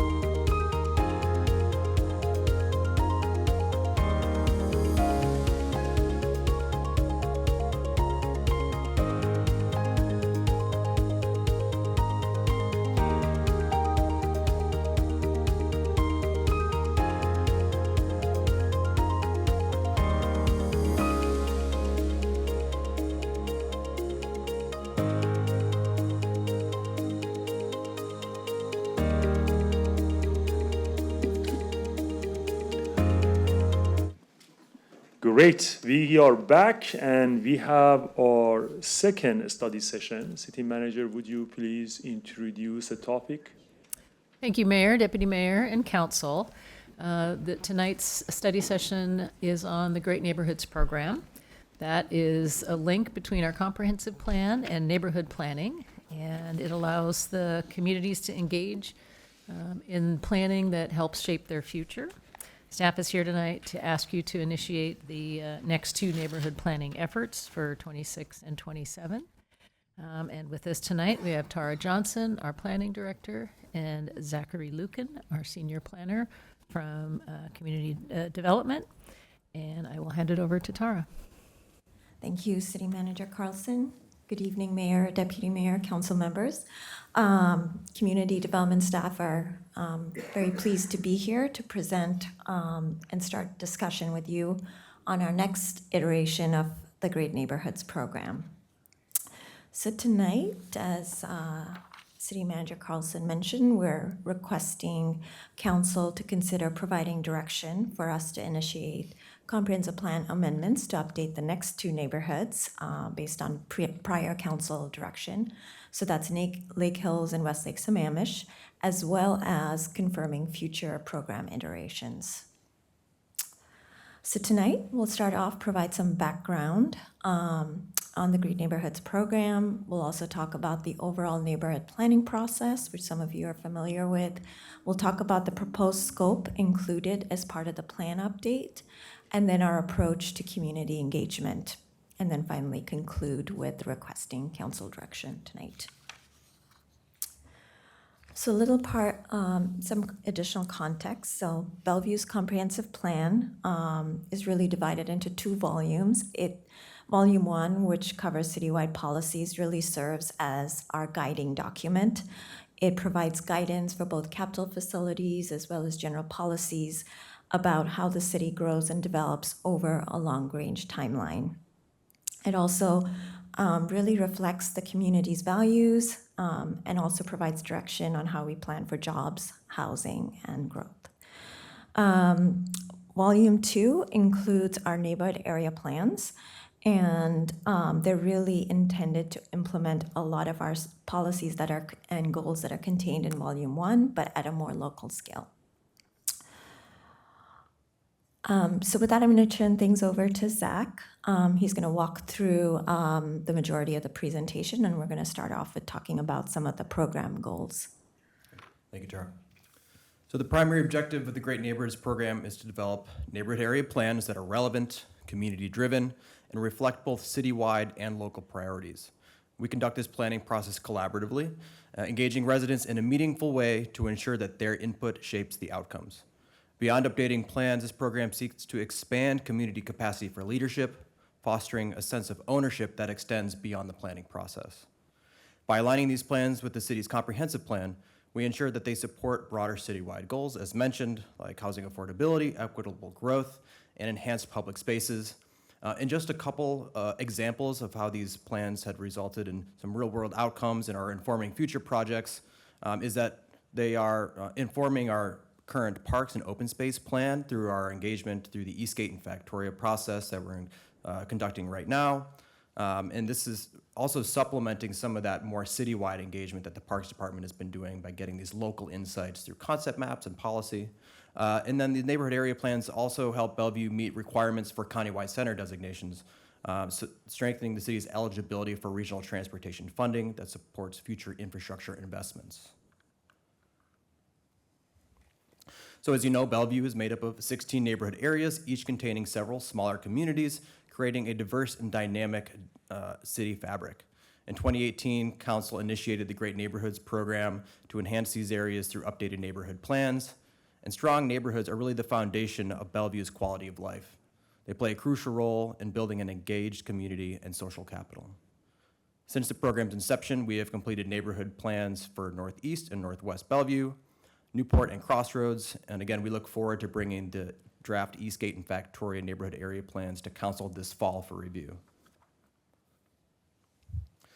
So these plans will build on past successes and address new challenges identified through extensive community engagement.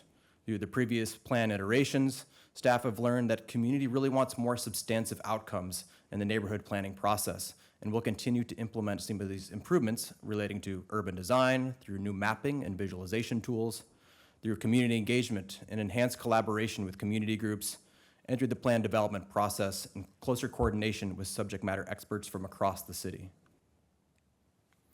And the neighborhood area planning process is divided into 4 phases: discover, define, refine, and adopt. In the discover phase, the team will establish the foundation for the planning process by engaging communities to identify neighborhood area values, priorities, opportunities, and challenges while validating our understanding of existing conditions there. We will provide accessible engagement opportunities through interactive project kickoff, presentations to neighborhood groups, and participation at community events to build awareness and encourage broad participation early in the process. Then, during our define phase, we will engage communities to identify and affirm the key policy envisioning elements that should be included in the draft plan. In the refine phase, we will have those complete draft plans for community and board and commission's review to provide feedback on. And then staff will incorporate this feedback into the final plans, which will return to Planning Commission once more for review before advancing to Council for consideration and action during the adopt phase in the fall. So the scope of neighborhood area plans touch upon 3 major areas.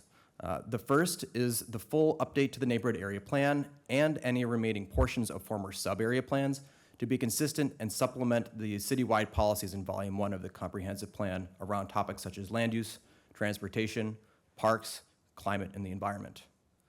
The second is urban design, which focuses on shaping the physical environment of the community. And in the context of neighborhood area planning, this means identifying strategies to improve the design, function, and experience of public spaces so that they are welcoming, safe, and accessible, and really reflect the needs and character of the community. And then the third is land use. And this sets the direction for future growth as reflected by the comprehensive plan's future land use map, whose designations broadly describe the buildings and uses that are envisioned for each type of land use.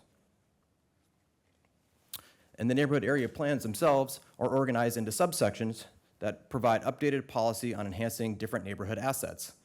Each subsection includes the overarching goal and related policies that align with the overall vision statement for the neighborhood. The first of these sections is neighborhood identity. This works to preserve and strengthen the unique character, culture, and history that defines each neighborhood. Then we have mixed use and neighborhood centers. This works to create vibrant, accessible destinations that provide housing, jobs, services, and community amenities. Community gathering spaces works to expand opportunities for people to connect by enhancing and creating welcoming indoor and outdoor gathering spaces. Then mobility and access works to improve safe, convenient, and connected travel options for people of all ages and abilities. And lastly, environment works to protect and enhance natural resources and open spaces that support healthy communities and Bellevue's city in a park identity. Then we have urban design, and again, this is about shaping neighborhoods so they are welcoming, connected, and enjoyable places to live. The neighborhood area plan will use community input to identify opportunities to improve public spaces, strengthen neighborhood identity, and guide future investments. And community members will help shape these ideas through interactive workshops so they can share their priorities, explore design concepts, and envision the future of the neighborhood. These are also helpful as they inform the city's functional plans, as I had mentioned, and together we will work to develop 2 different types of concept maps. An example is here shown on the screen from Newport. The first of these is the gathering spaces map. This works to identify opportunities for parks, plazas, community hubs, and other welcoming places where people can meet, relax, and build community. And then the second is neighborhood connectivity, which is kind of our transportation element. And this works to identify opportunities to improve connections through the neighborhoods so that people can more easily and safely reach those everyday destinations. Then, again, we have our land use element, which helps us plan for that future growth through evaluating and updating land use designations to reflect community conditions, community needs, and Bellevue's broader growth goals. And this also works to really enhance neighborhood vitality by considering land use changes that help create and strengthen third places where people can gather, connect, and build community. And throughout our process, inclusive and equitable engagement is really at the heart of everything we do. ensuring that all community members, especially historically underrepresented groups, have meaningful opportunities to share their experiences, priorities, and ideas. And we do this by meeting people where they're at, using a range of outreach strategies, including community partnerships, events, surveys, and online tools to build relationships and gather input that reflects the true diversity of each neighborhood. So as we look ahead to planning for Lake Hills and Westlake Sammamish, we recognize that these are very distinct communities with unique needs, opportunities, and challenges. We've already done some really informative early engagement and relationship building, which has taught us a lot about these areas. To start, Lake Hills is actually Bellevue's largest neighborhood area by population and has our largest percent of Spanish-speaking residents. It's known for its thriving neighborhood centers in third places, such as Lake Hills Village, shown on the slide here. It has a strong neighborhood identity with diverse and engaged residents and community organizations, and has exceptional parks and schools. At the same time, we've heard that there's challenges experienced there around pedestrian safety and flooding, and we really want to be aware of this and include this in our dialogue with community moving forward. When we look at Westlake Sammamish, this is predominantly a single-family neighborhood and has a high percentage of residents 65 plus. It's known for its welcoming and connected community, a scenic residential character, and really wonderful parks and access to nature, and especially the shoreline. Again, we've heard there's some challenges already around traffic and pedestrian connectivity, and we're excited to bring the Great Neighborhoods program to these communities to work together to shape a future that is more livable, connected, and resilient for those who live, work, play, and go to school there. And as we begin our process for Lake Hills and Westlake Sammamish, we do want to look ahead to our future iterations. We want to start by affirming the direction Council provided last year to conduct updates in Woodridge and West Bellevue in 2027 and 28, and we are now seeking Council direction to proceed with Bridle Trails in 2028-29. And as a note here, we're recommending updating only one neighborhood area plan that year to ensure that staff has capacity to conduct work necessary to comply with recent state and regional planning mandates. And I'll hand it back over to Tara. With that, that concludes our presentation. We're requesting direction that Council consider directing staff to initiate work on comprehensive plan amendments to update Lake Hills and Westlake Sammamish neighborhood area plans, and also confirm our proposed future program iterations. Thank you both, Tara and Zachary. Councilmember Bhargava, we'll start with you. Yeah, thank you, Mayor. So let me just first start by appreciating the work that community development does. One of my favorite sayings is, planning is a triumph of logic and engagement over dumb luck, and you make that happen. So, it's really tremendous. I also really am excited for Lake Hills and Westlake Sammamish's neighborhoods to go through this process and all of the great outcomes this will drive for those neighborhoods in the future, and the opportunities and alignment with the comprehensive plan. So just gratitude to you and the full team, and also the great work the Planning Commission continues to do in partnership with that. So shout out for them as well. I only have one question, really. Based on all of the work that's been done for other neighborhood plans that we've built, and what you're going to do here, already planned in terms of engagement as you laid out, how will we make sure that the inputs we get for this planning process go beyond the usual engaged set of residents and community members, but are truly reaching a much broader swath of people to collect that input and create that engagement? What are the mechanisms, tools, and processes you plan to put in place, and what are learnings from past experiences? Yeah, I think we touched on a couple of those aspects as part of our presentation. There have been some really good lessons learned. Our first two neighborhoods were done during the COVID era, so a lot of virtual meetings. And we've really expanded our approach. I'll let Zach go into more details on some of the specifics of our various forms of engagement. We also have a cultural outreach assistance, and that's been really successful with really reaching those diverse communities and I'd say folks that don't typically participate. So those are some of our ongoing strategies.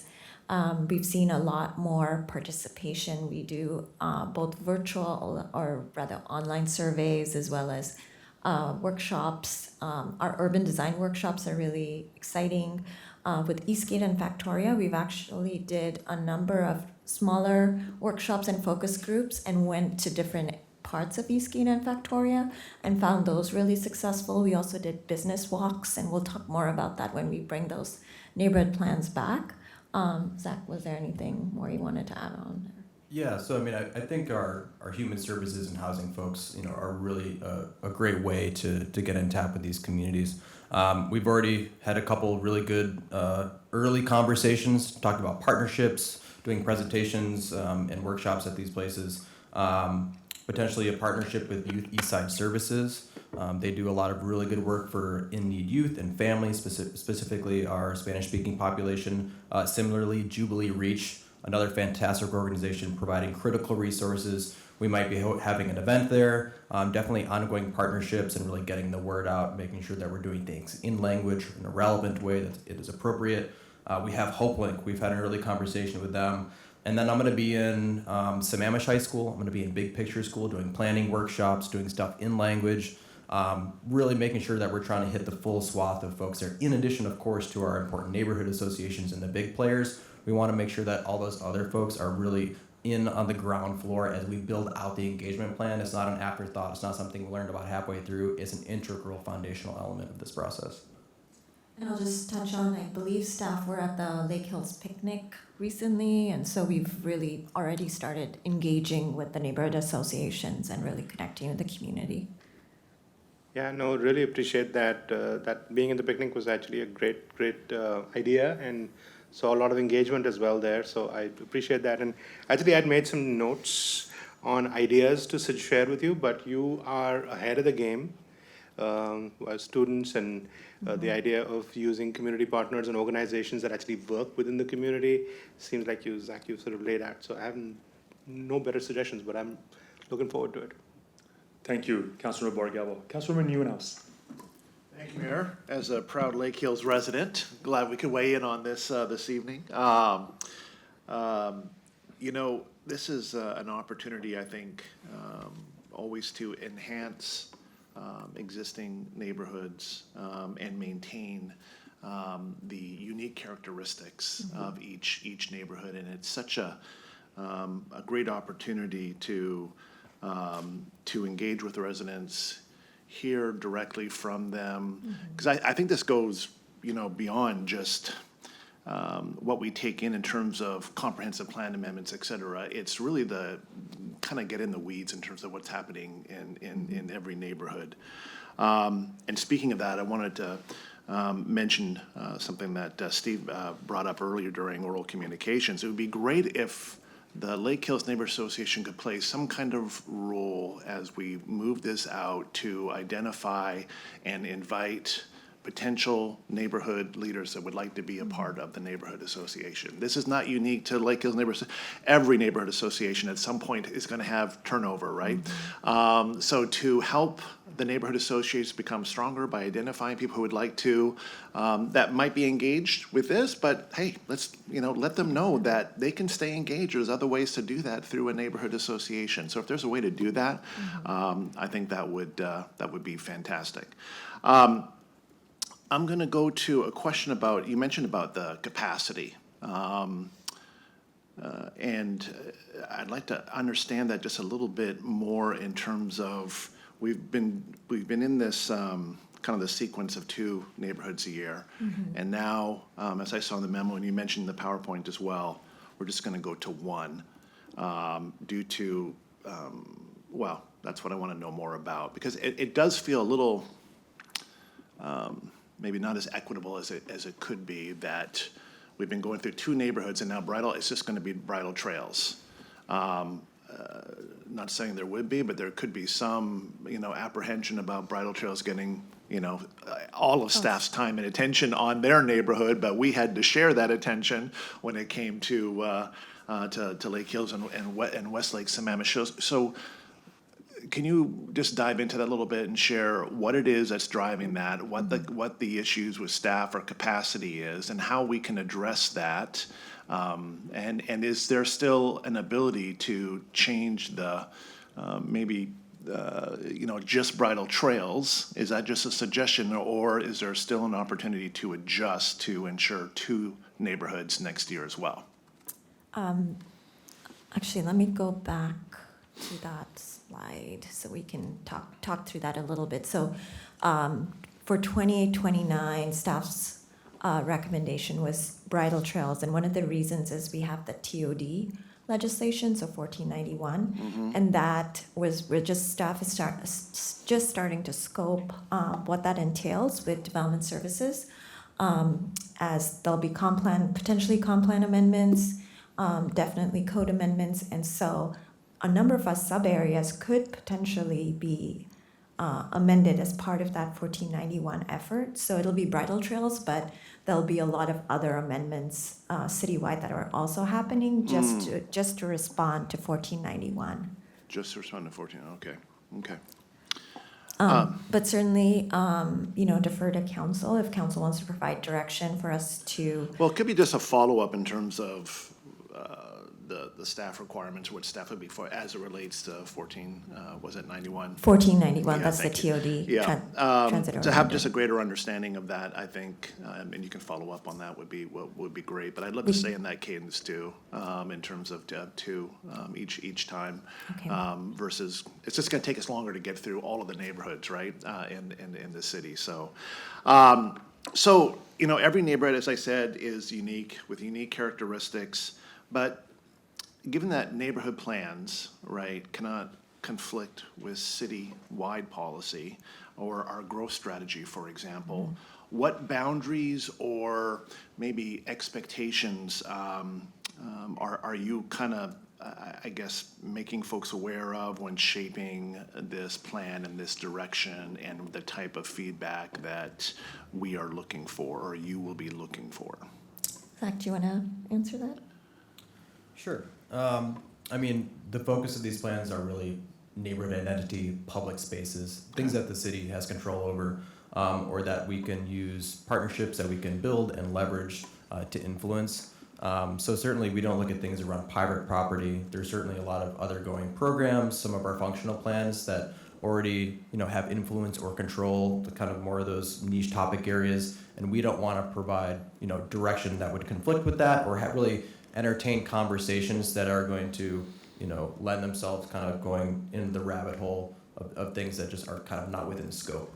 So I think just really outlining up front what it is that we can and can't do. I think giving a nod, it's helpful to provide examples of things that we've done in the past. But I think it's always a really tough conversation because we hear from people early on. We have some open-ended questions, especially in our visioning process, and people are going to say a lot of different things. But I think the other thing is that we're able to, because we're have a one city approach here at the City of Bellevue, really pass along some of the input that we get, things that are out of our control, out of our scope, to other departments, other working groups, other partners within the city who do have work programs that can truly align with and address various challenges that we hear. Well, I think it's also just an opportunity, right, to educate and to help people understand, how we, develop policy at the city level, why certain decisions were made, or why they weren't. I'd be prepared to answer middle housing type questions as well as you're doing all your engagement. But that's a good thing. So the memo mentioned a successful community-led urban design pilot in Eastgate. Can you go into some depth on that a little bit in terms of how that model might be able to be replicated or scaled in some way? Are you speaking to the one with the Eastgate Community Association led the event? Yeah. So we have an urban design consultant that comes in, and we have a larger citywide workshop that they help facilitate. But we've been trying to build on some of these experiences to do what we call like a workshop in a box. How can we work with our neighborhood leaders? We build these relationships throughout the planning process and gives them something they can hand on and take ownership of it so that they can, inform their own groups and do it on their own time in a way that is accessible and familiar to the groups that they work with. So we had a really good example last year in Eastgate. And as I was scoping our urban design contract that we've renewed this year, we've really built up that workshop in a box idea. So not only do we have that, but we have a train the trainer. So our urban design consultant within scope is going to be able to offer up to 3 workshops with community organizations to train one of their neighborhood leaders to then do a self-guided event, as well as just building on our own, internal expertise, institutional knowledge on how to work these things over time. So I think we want to see more of that. We've scoped more of that. And just through some of the partnerships we've already talked about, engaged community groups, I think we've got a real opportunity to build on those successes. That's great, and I really appreciate all the community groups that you've already met with and engaged with, and we'll be working with as you move forward. One of my questions, as well as Councilmember Bargava, was just about how we're going to reach out to some of those underserved communities and others that we don't hear from as much. And Lake Hills is probably, at least the last time I checked, it was the most diverse neighborhood in all the city of Bellevue. So we want to make sure that all voices are equally heard, and we want to hear everything they have to share.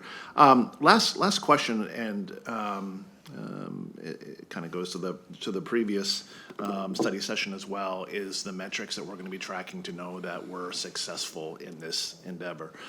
Talk to me a little bit more about what that feedback loop will look like in terms of, did we get it right? I know when we've done some of these in the past, the final product didn't quite meet, not that we can please everybody, of course, but it did not meet what residents felt that they were contributing, or their vision for their neighborhood. So what does that feedback look like? What does success look like that, for the most part, that we have gotten this right, that we have heard from the residents of this neighborhood, this is what they want to see, and we've properly kind of documented that? How are we going to know? So we do, there are multiple ways we've been doing that.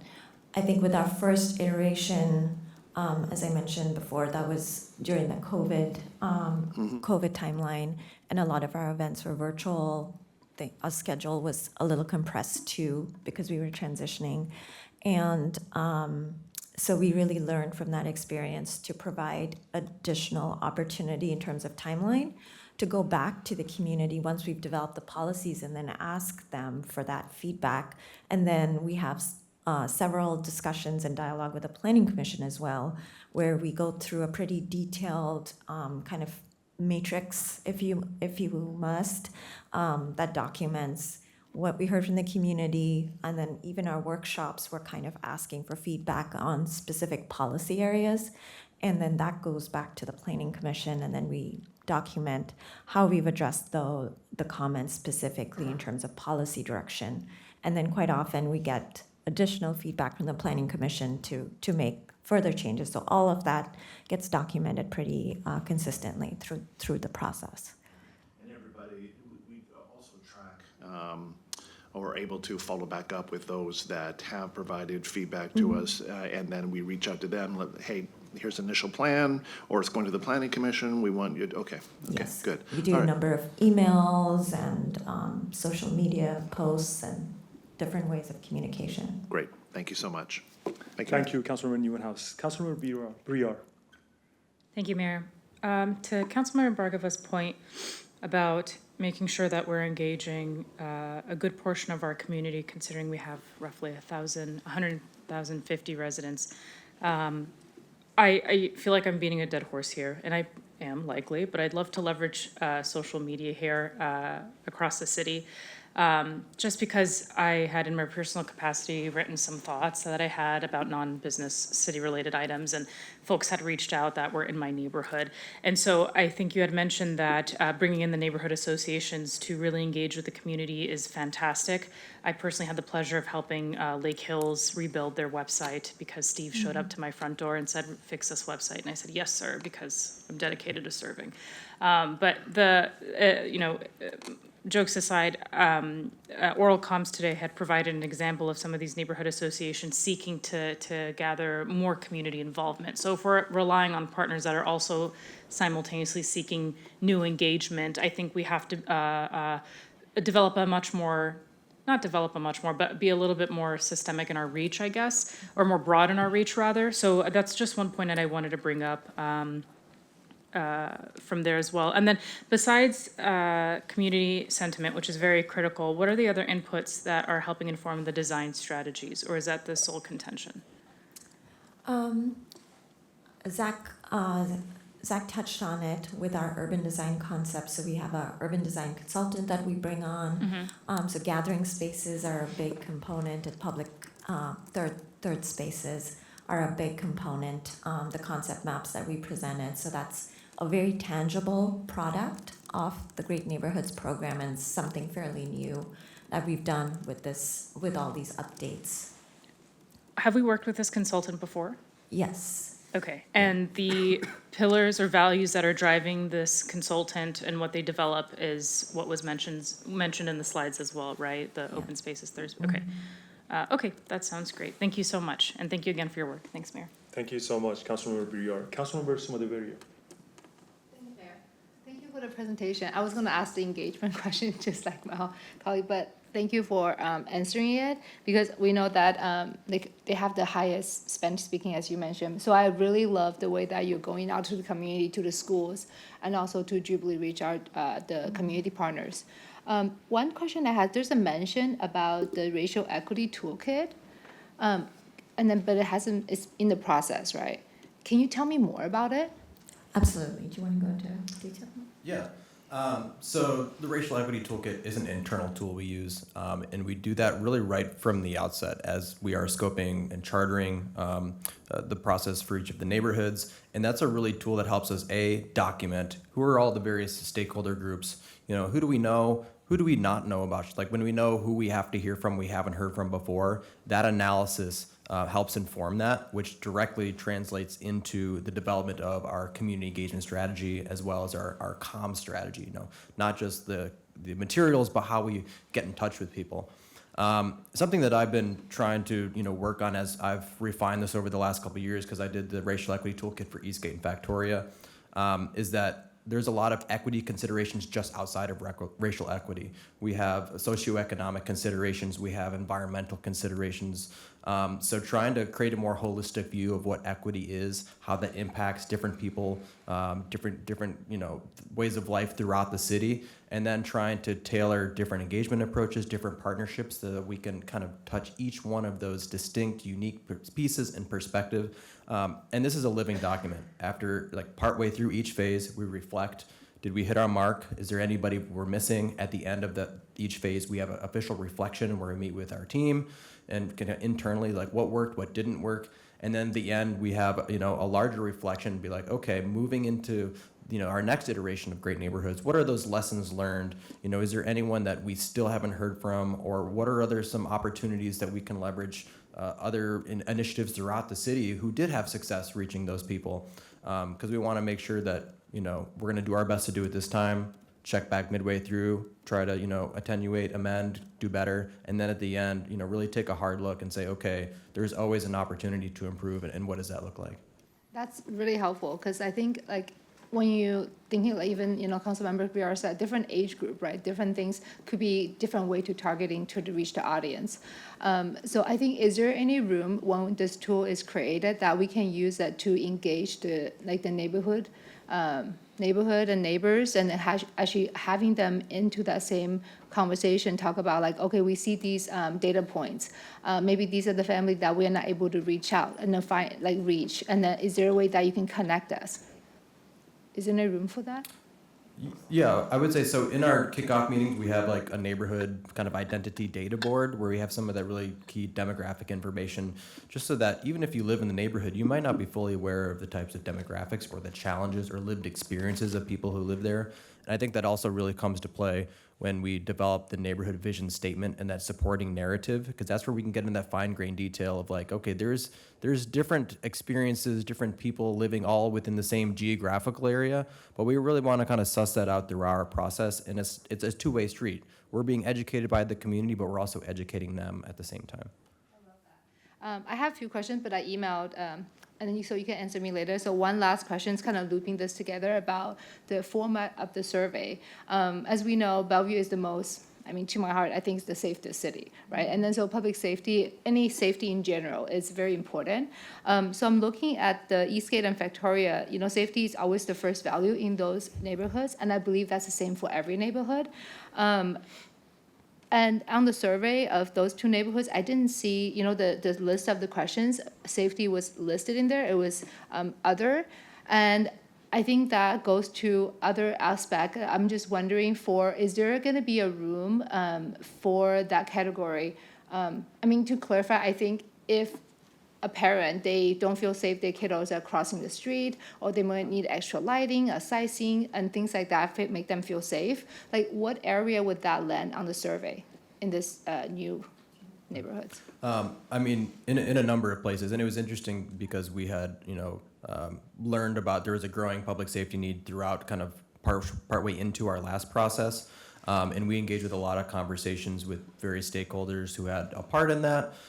Again, engaging with other city departments who are really taking the lead on some of the public safety things. I've already been working to implement some improvements within that very survey really early on. I think part of it is, what is your neighborhood known for? What do you want it to be known for? So kind of those, what is now, what are those aspirational things? I think safety is a big piece of that. Again, understanding it's a lens through which we do all of our planning.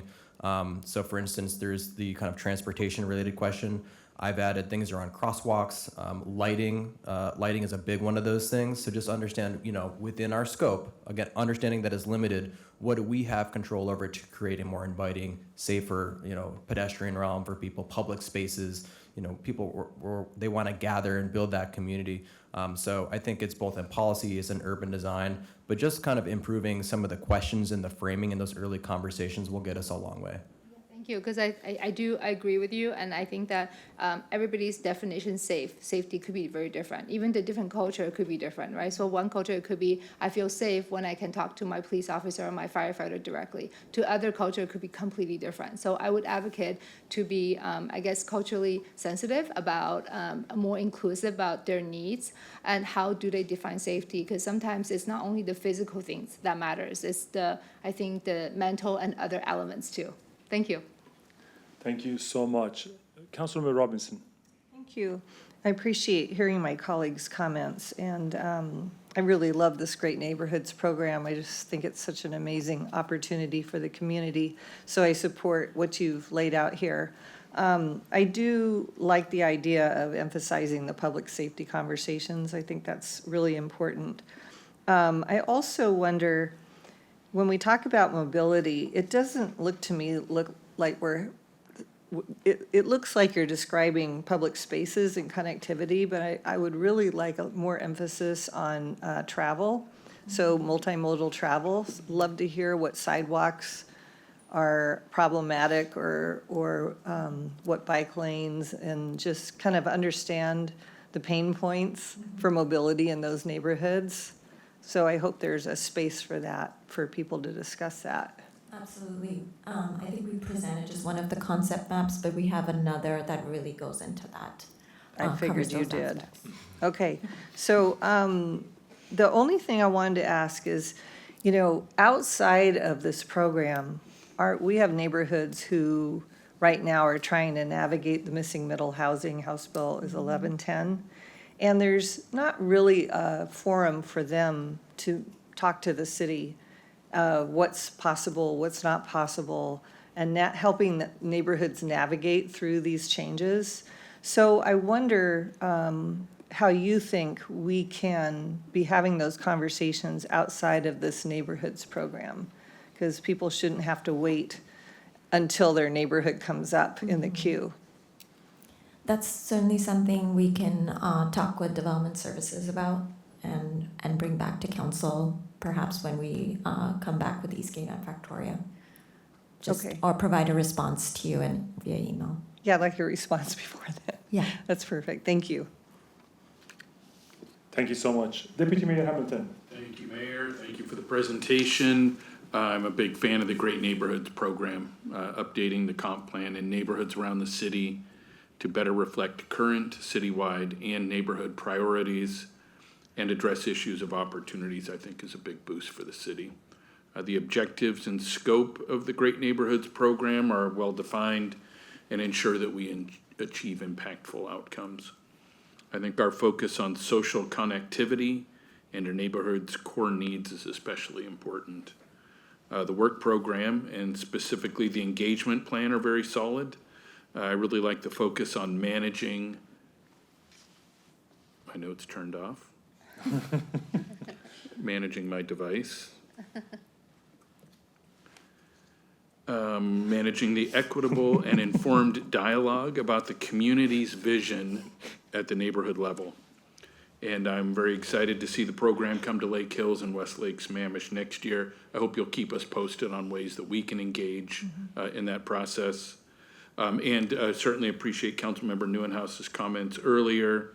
And so I'll be curious to know how we do move forward in 28, 29. But as of now, I think the staff recommendation to limit to the Great Neighborhoods program to bridle trails for the reasons mentioned in the agenda memo makes sense. So thank you very much. Thank you, Mayor.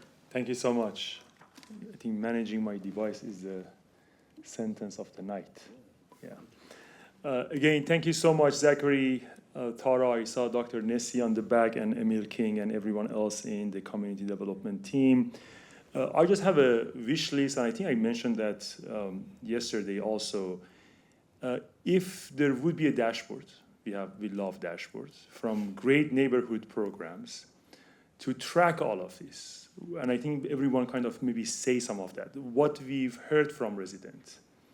What are some of the tangible outcomes, programs, project delivered directly because of this program and engagement? Otherwise, we wouldn't hear them, we wouldn't do them, we wouldn't do anything. And then I'm sure there are going to be some of them that we need to put in the transportation budget and transportation department, and like all of those transparency, I think would be great if we can show all of that neighborhood by neighborhood and track them, and that's would be my wish list. Thank you so much. I appreciate you all. Can I get a motion? I move to direct staff to initiate work on the comprehensive plan amendments to update the Lake Hills and Westlake Sammamish neighborhood area plans in 2026, 2027, and provide direction on the recommendation for Bridle Trails neighborhood area planning to occur in 28 and 29, consistent with Bellevue Land Use Code section 20.301.130.b.3. Has been moved by Deputy Mayor Hamilton and seconded by Councilmember Neuenhouse. Any discussion? All those in favor say aye. Aye. Any opposed? The motion passes. Thank you so much. We go to our other ordinance, and there are a bunch of them, City Manager. There are, Mayor. They are all located, however, in one package. So what you have before you is work that was initiated by the council earlier this year. And that work contained technical amendments and corrections and clarifications to the city's land use code. It's aptly named the Omnibus Land Use Code Amendment. It also includes some amendments to the Bellevue City Code. This covers a variety of topics and issues and codes, and tonight you have that package all wrapped up in 5 ordinances. Nick will go through those, review them, and then seek your direction and approval tonight on those. So with that, I'll turn it over to Nick. Great, thank you, and good evening again. So as mentioned, we are here tonight seeking action from council on the 2026 Omnibus Code Amendments. It's a number of ordinances, as noted, 5 in total. Also want to share, this is one of those examples of the feedback loop. So we use this as an opportunity where we're evaluating how implementation is going, where might there be rubs or areas that we didn't quite hit the mark with policy, and then this is how we would then incorporate some of those changes. The omnibus code amendments are small enough where they don't necessarily warrant their own standalone process. So this is a really efficient way for us to address some of the challenges that really impact multiple areas of our code. We have organized the ordinances, though, by subject area. With that, we have 5 ordinances that we'll ask for you to take action on separately. For our agenda, we'll recap what the Omnibus 2026 project is, the scope, our outreach approach for this, and timeline, and then we'll be turning it back to you all for action. First, as a refresher of what's in this Omnibus package, there's really kind of 3 categories of changes that we're bringing forward here. Our first is cleanup. This is about 30% of the changes we would say in the package are under this category of cleanup. State law is where we're seeing most of the changes. These are items where the legislature passed a number of bills over the 2024, 2025, and even the 2026 session that are pretty minor in nature, and we're just looking to obtain minimum compliance with those. So there's a big portion of this package that is trying to provide direct compliance with state law. And then there was a small category that did require some policy consideration. I would say this is where the Planning Commission spent most of their time, and then you heard from the chair at that June 9th meeting some of the considerations that they worked through as part of that review. First, with the cleanup, these are generally Scrivener's errors, clarifications, some formatting issues, pretty simple, straightforward items for us to address. State law compliance, wanted to just highlight, this is a repeat slide from June 9th, but these are the different bills that we are aiming to comply with as part of this omnibus package. So they really range from simple things like what type of building cladding is the state telling us we can allow versus not allow, and where do we need to allow for childcare uses, and clarifications on ways that you can subdivide land, both through the unit lot subdivision process, lot splitting. There's also one on binding site plans. We also have some areas around streamlining. These were amendments that were specific to our process requirements. And then there were items that were trying to support retrofits of existing buildings by allowing a little more flexibility in the building envelope when they're trying to repurpose those buildings. Then we move to the category of small policy scope amendments. So these were amendments that didn't require, or that do require rather, some minor policy direction to make sure that we're aligning with what council had established as that initial policy direction. So we went through this list at the June 9th meeting, but the ordinances do include these provisions. One of them is the single family exclusion from high density areas. We have a huge portion of the city where we do allow single family development to happen. This is looking at our high density multifamily areas where we really would like to see denser development happen.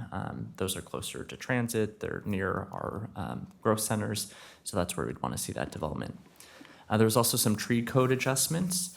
This one was really important. As the council probably recalls, there was a major overhaul of our tree code in 2024. We've had about 1.5 years of implementation experience with the tree code now.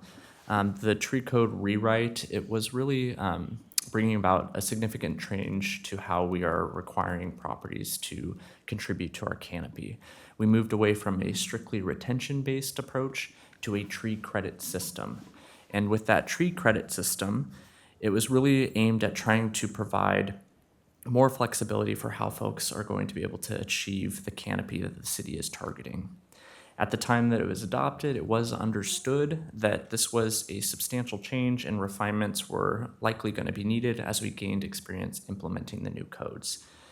So one of the changes that was really central to the Planning Commission discussion and that we've heard some public comment around was the change for the SR1 district. That's the Suburban Residential 1 district. That was one of those areas that stood out as having some frequent challenges in accommodating the required credits relative to other land use districts. So this was not a case of projects simply not wanting to provide tree canopy.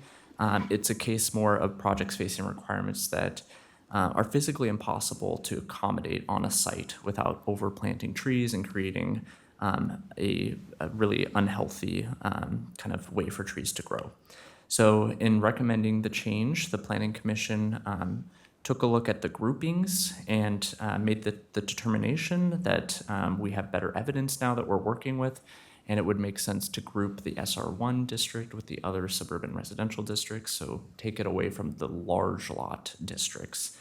Since SR1, as a reminder, is a 13,500 square foot lot, our large lot districts are looking at 20,000 to 35,000 square feet. So changing the requirements based on they're more comparable in size to these other SR districts. We also had some exciting process changes. We developed a new chapter for binding site plans as well as our departure processes. So this required a lot of pulling amendments from different overlay districts and consolidating to a single chapter, which really helps both the planners reviewing that as well as the public. We also added a fee in lieu option for East Main for residential development, and then simplified some of our utility connection requirements so that middle housing projects weren't subject to the same utility connection requirements that a much denser multifamily project would be subject to. Our engagement approach is to consult and review with staff. We often will be collecting issues that we're hearing through our customer experience program, through the Bellevue Development Committee, and just through our experience in implementing code. We compile a list. We keep that list pretty updated, and we look forward to these omnibus code changes so that we can start to address the issues that are known. We took that list, shared it with the public to elicit any other feedback from these groups, and then presented those recommendations to the Planning Commission and then to you all. So it was primarily an information-only type of outreach approach, since a lot of this was not really getting into policy shifts or changes. As a reminder of our timeline, Council did initiate this back in February. That kicked off our formal outreach process and code drafting phase. The Planning Commission did review this over 2 meetings and a hearing, and then offered their recommendation to you all on June 9th, at which point you directed us to come back for final action, which brings us to tonight. And so, Mayor, we have 5 ordinances. We'll turn it back to you. Thank you. Before I go around, just wanted to say, as a council, we often receive compliments because of the success and achievements of our city. But the truth is, the main contributor to the success is our staff. And Nick, you are a prime example of that. Not only just your ability to make very, very hard topics that Development Services Department deals with and making it very easy and digestible for us to understand, but is your attitude and the way that you calmly, with professionalism, answer all of the comments that we hear from public, all of the hard questions. You constantly go above and beyond of your job description, in my opinion, to drive the community engagement and bringing clarity to some of the most challenging topics that your department is handling. So just want to say thank you. Appreciate that. On that note, Councilmember Bargava, we'll start with you again. Yeah, thank you, Mayor. So I would say first thing, +1 to the mayor's comments, and I would extend that to the larger team. I think it's really remarkable and strong team and does a very, very good job. And I've seen that in difficult planning commission meetings with a lot of feedback coming from many different directions to react in real time, and sometimes react with a lot of poise and consideration. So definitely +1 to that. Overall, let me just start by saying that I'm really supportive of this LUCA and the components of the LUCA. I think they're thoughtful. I think they're needed. And, going back to the conversation we had with the development services team, one of the core components, and I think this question came up on the dais today, as well as what are we going to do to really go to the inputs that are going to drive this improvement in productivity. And clarity in code is really fundamental to us making any of those changes. I don't remember which of my peers asked this question, but it was about making sure that we're measuring the inputs. I was going to try to say it exactly how to say it, but I don't remember the exact words now. But so that I think is really, really important. I would be remiss not to thank the members of the Planning Commission and the work that they do. They're very, very rigorous and very thoughtful in bringing these together. The tree code changes is a really good example where the amount of debate and thought that went into putting that together, standing so far away from this can seem trivial, but it was not. There was a lot of community input and a lot of thought put into this process. So I am very supportive of these recommendations. I also think the attention to a tree credit-based approach and the recategorization of SR1 is a really good move in the right direction. It's a simplification and a reclassification that's appropriate for that. The one thing I would ask you maybe to illustrative question really is to explain the rationale behind the fee in lieu change for East Main. Why? Yeah, so the fee in lieu change was an item that was brought forward by stakeholders as part of the Planning Commission review process. It was a public comment. There was a project in particular that's moved through their entitlement process. And as we all know, we've gotten feedback that this is a really challenging market. In East Main, the council policy decision in 2021 was to require on-site performance for affordable housing. And what we have learned from some of the development community is that it really poses some feasibility challenges in this current market. And absent other changes to perhaps MFTE or other ways to support on-site performance, which was not put in place in 2021, this was the solution that they had offered forward. We have a fee in lieu option that's available for commercial development. For the sake of simplicity, they had asked that same fee rate apply to residential. That fee amount is higher than what we would have charged elsewhere. For example, downtown, the fee is not as high as what the East Main fee will be. So that was the rationale, was really to support kind of in the interim this project. I would also just flag, as Tara mentioned in the previous presentation, we're looking ahead at the TOD bill implementation, House Bill 1491. We will likely need to revisit East Main in just 1.5 to 2 years. And so that would be an opportunity to evaluate what's a more effective approach if the council feels there might be some disagreement there on supporting affordable housing once we get to that point. Yeah, I really appreciate the context for sort of everyone.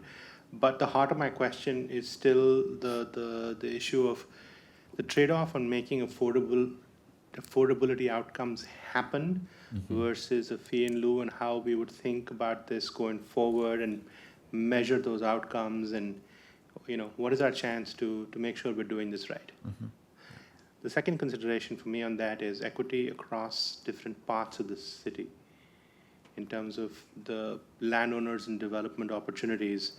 Those would be the two lenses with which I would suggest we think about this, at least from my perspective.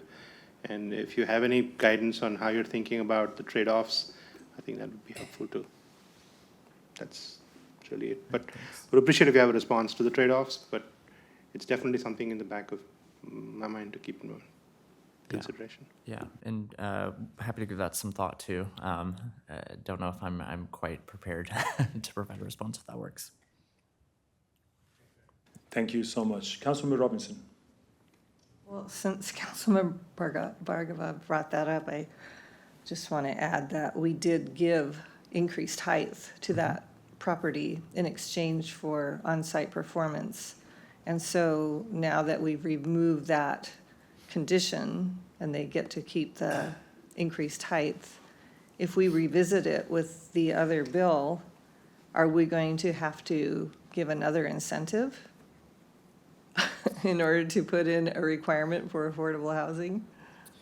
So the on-site performance is still an option to achieve compliance with the land use code. So we're not removing that from the table. So I think what we were hearing as feedback is what's a creative incentive to ensure that they can provide on-site performance. And so that might be a look at if there's additional height or FAR potentially.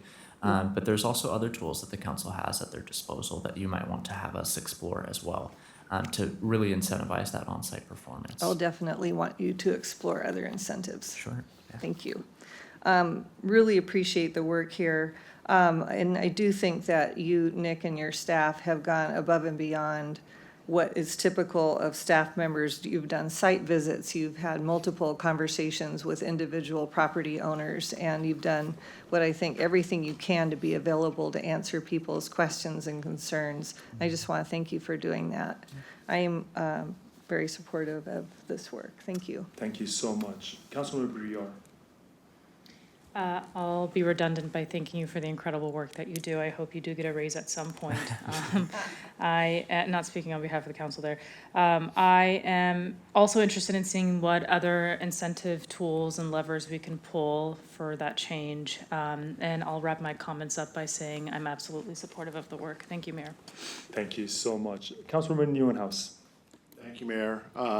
Great presentation. Thank you, Nick.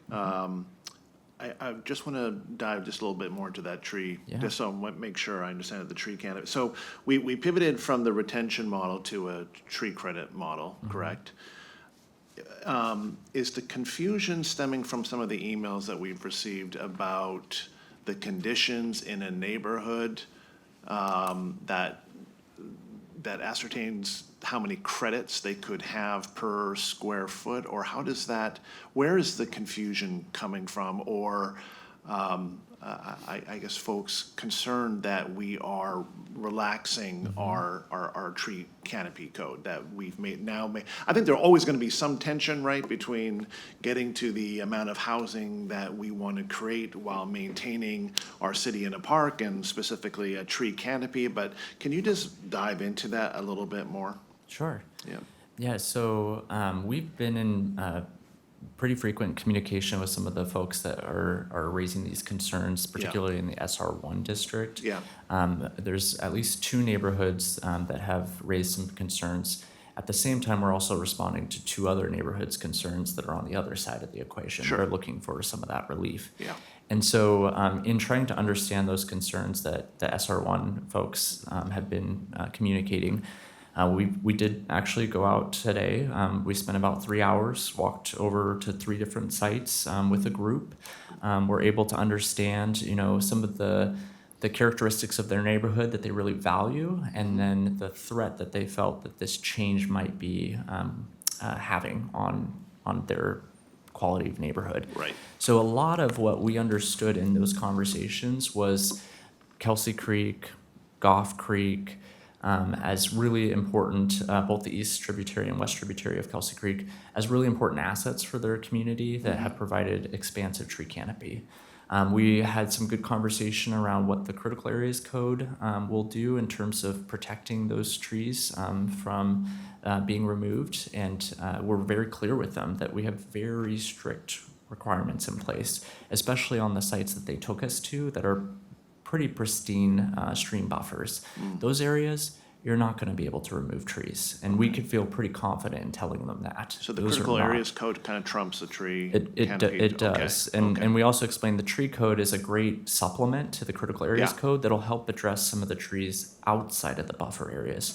And in fact, the way we've defined and the way that the Planning Commission discussed how should we determine what the canopy area is that we're assigning credits to, they didn't want someone to be able to clear their entire lot because they've got a critical area on their site and all the trees are going to be over in that critical area. Nothing's going to be where the building and the driveway are. And so they were very intentional in saying, you don't get to count the trees that are in the critical areas. Those are protected by another code. You need to provide other trees outside of those critical areas. So that clarification, I think, was also really helpful for them to understand. There is still a level of protection here. Okay. And just knowing kind of the practical effect of assigning this higher credit, we've got those examples of, a person in Newport Shores that was having to plant around 90 trees in their backyard, and they had shared they don't want a Christmas tree farm in their backyard. Yeah, that's an investment. Or have to pay a pretty significant fee. And so I think that resonated with them as well, and they understood, that's not kind of the outcome we're driving towards either. So I would say it was a beneficial conversation to help each other hear kind of what what the concerns were. Okay, okay, great. Yeah. Thank you so much. I Yeah. appreciate that further clarification. And I also appreciate the passion that people have for our tree canopy and want to maintain that in our city. So thanks for going that extra step and going out and meeting with them and walking through that. I think that's very helpful. Thank you. Thank you, Mayor. Thank you. Councilmember Smodoverio. Thank you. I plus one to all my colleagues, and I don't have any questions, and I just want to show my gratitude for your patience, and also I love the thoughtfulness of the response, because, I mean, this code is very, like any kind of code, any policy we talk about, super complicated, and the fact that you and the team can go out to meet the neighbors, explain them in real person, that shows a lot. It shows a lot of commitment our team, our staff has for our residents, so I'm just grateful for that. Thank you. Yeah. Thank you so much. Deputy Mayor Hamilton. Thank you, Mayor. Not really a lot to add. I like this omnibus amendment process. Helps us to accomplish relatively insignificant code changes all at once. So this seems like a very effective and efficient way to do that. Certainly agree with the praise and recognition that's been expressed by my colleagues tonight to DS at large, but specifically to you, Nick. So plus one to all those comments and fully supportive of moving forward. Thank you, Mayor. Thank you so much. Nick, my only question was the tree code, SR1, and you already, Councilmember Newhouse asked that, you clarified that, and I think the visit today maybe save some of our residents' trip to to the council chamber and not do any public comments. So I appreciate that you initiated the conversation, you went there and you clarified some of the topics. We have 5 of them, am I right? So Deputy Mayor, can we go one by one and then hopefully we voted them very efficiently and we move on? And then read this all out, all these. They recommended we don't need to read all of the land use code, just read the box. All right, well, I practiced all of those, so I'm a little disappointed, but nevertheless, I move to adopt ordinance number 6930 relating to the clarification of known errors contained in and cleanup of the land use code. Second. Any discussion? All those in favor say aye. Aye. Any opposed? The first one passed. I move to adopt ordinance number 6931 relating to development regulations. Second. Any discussion? All those in favor say aye. Aye. There is no opposed, passed. I move to adopt ordinance number 6932 relating to environmental regulations. Second. Any discussion? All those in favor say aye. Aye. Any opposed? The motion passes. I move to adopt ordinance number 6933 relating to land use review procedures. Second. Any discussion? All those in favor say aye. Aye. Any opposed? The motion passes. I move to adopt ordinance number 6934 relating to development. Second. Any discussion? All those in favor say aye. Aye. Any opposed? The motion passes. Thank you, Nick, again. And at this note, we can adjourn the meeting and see you all next week. Thank you so much.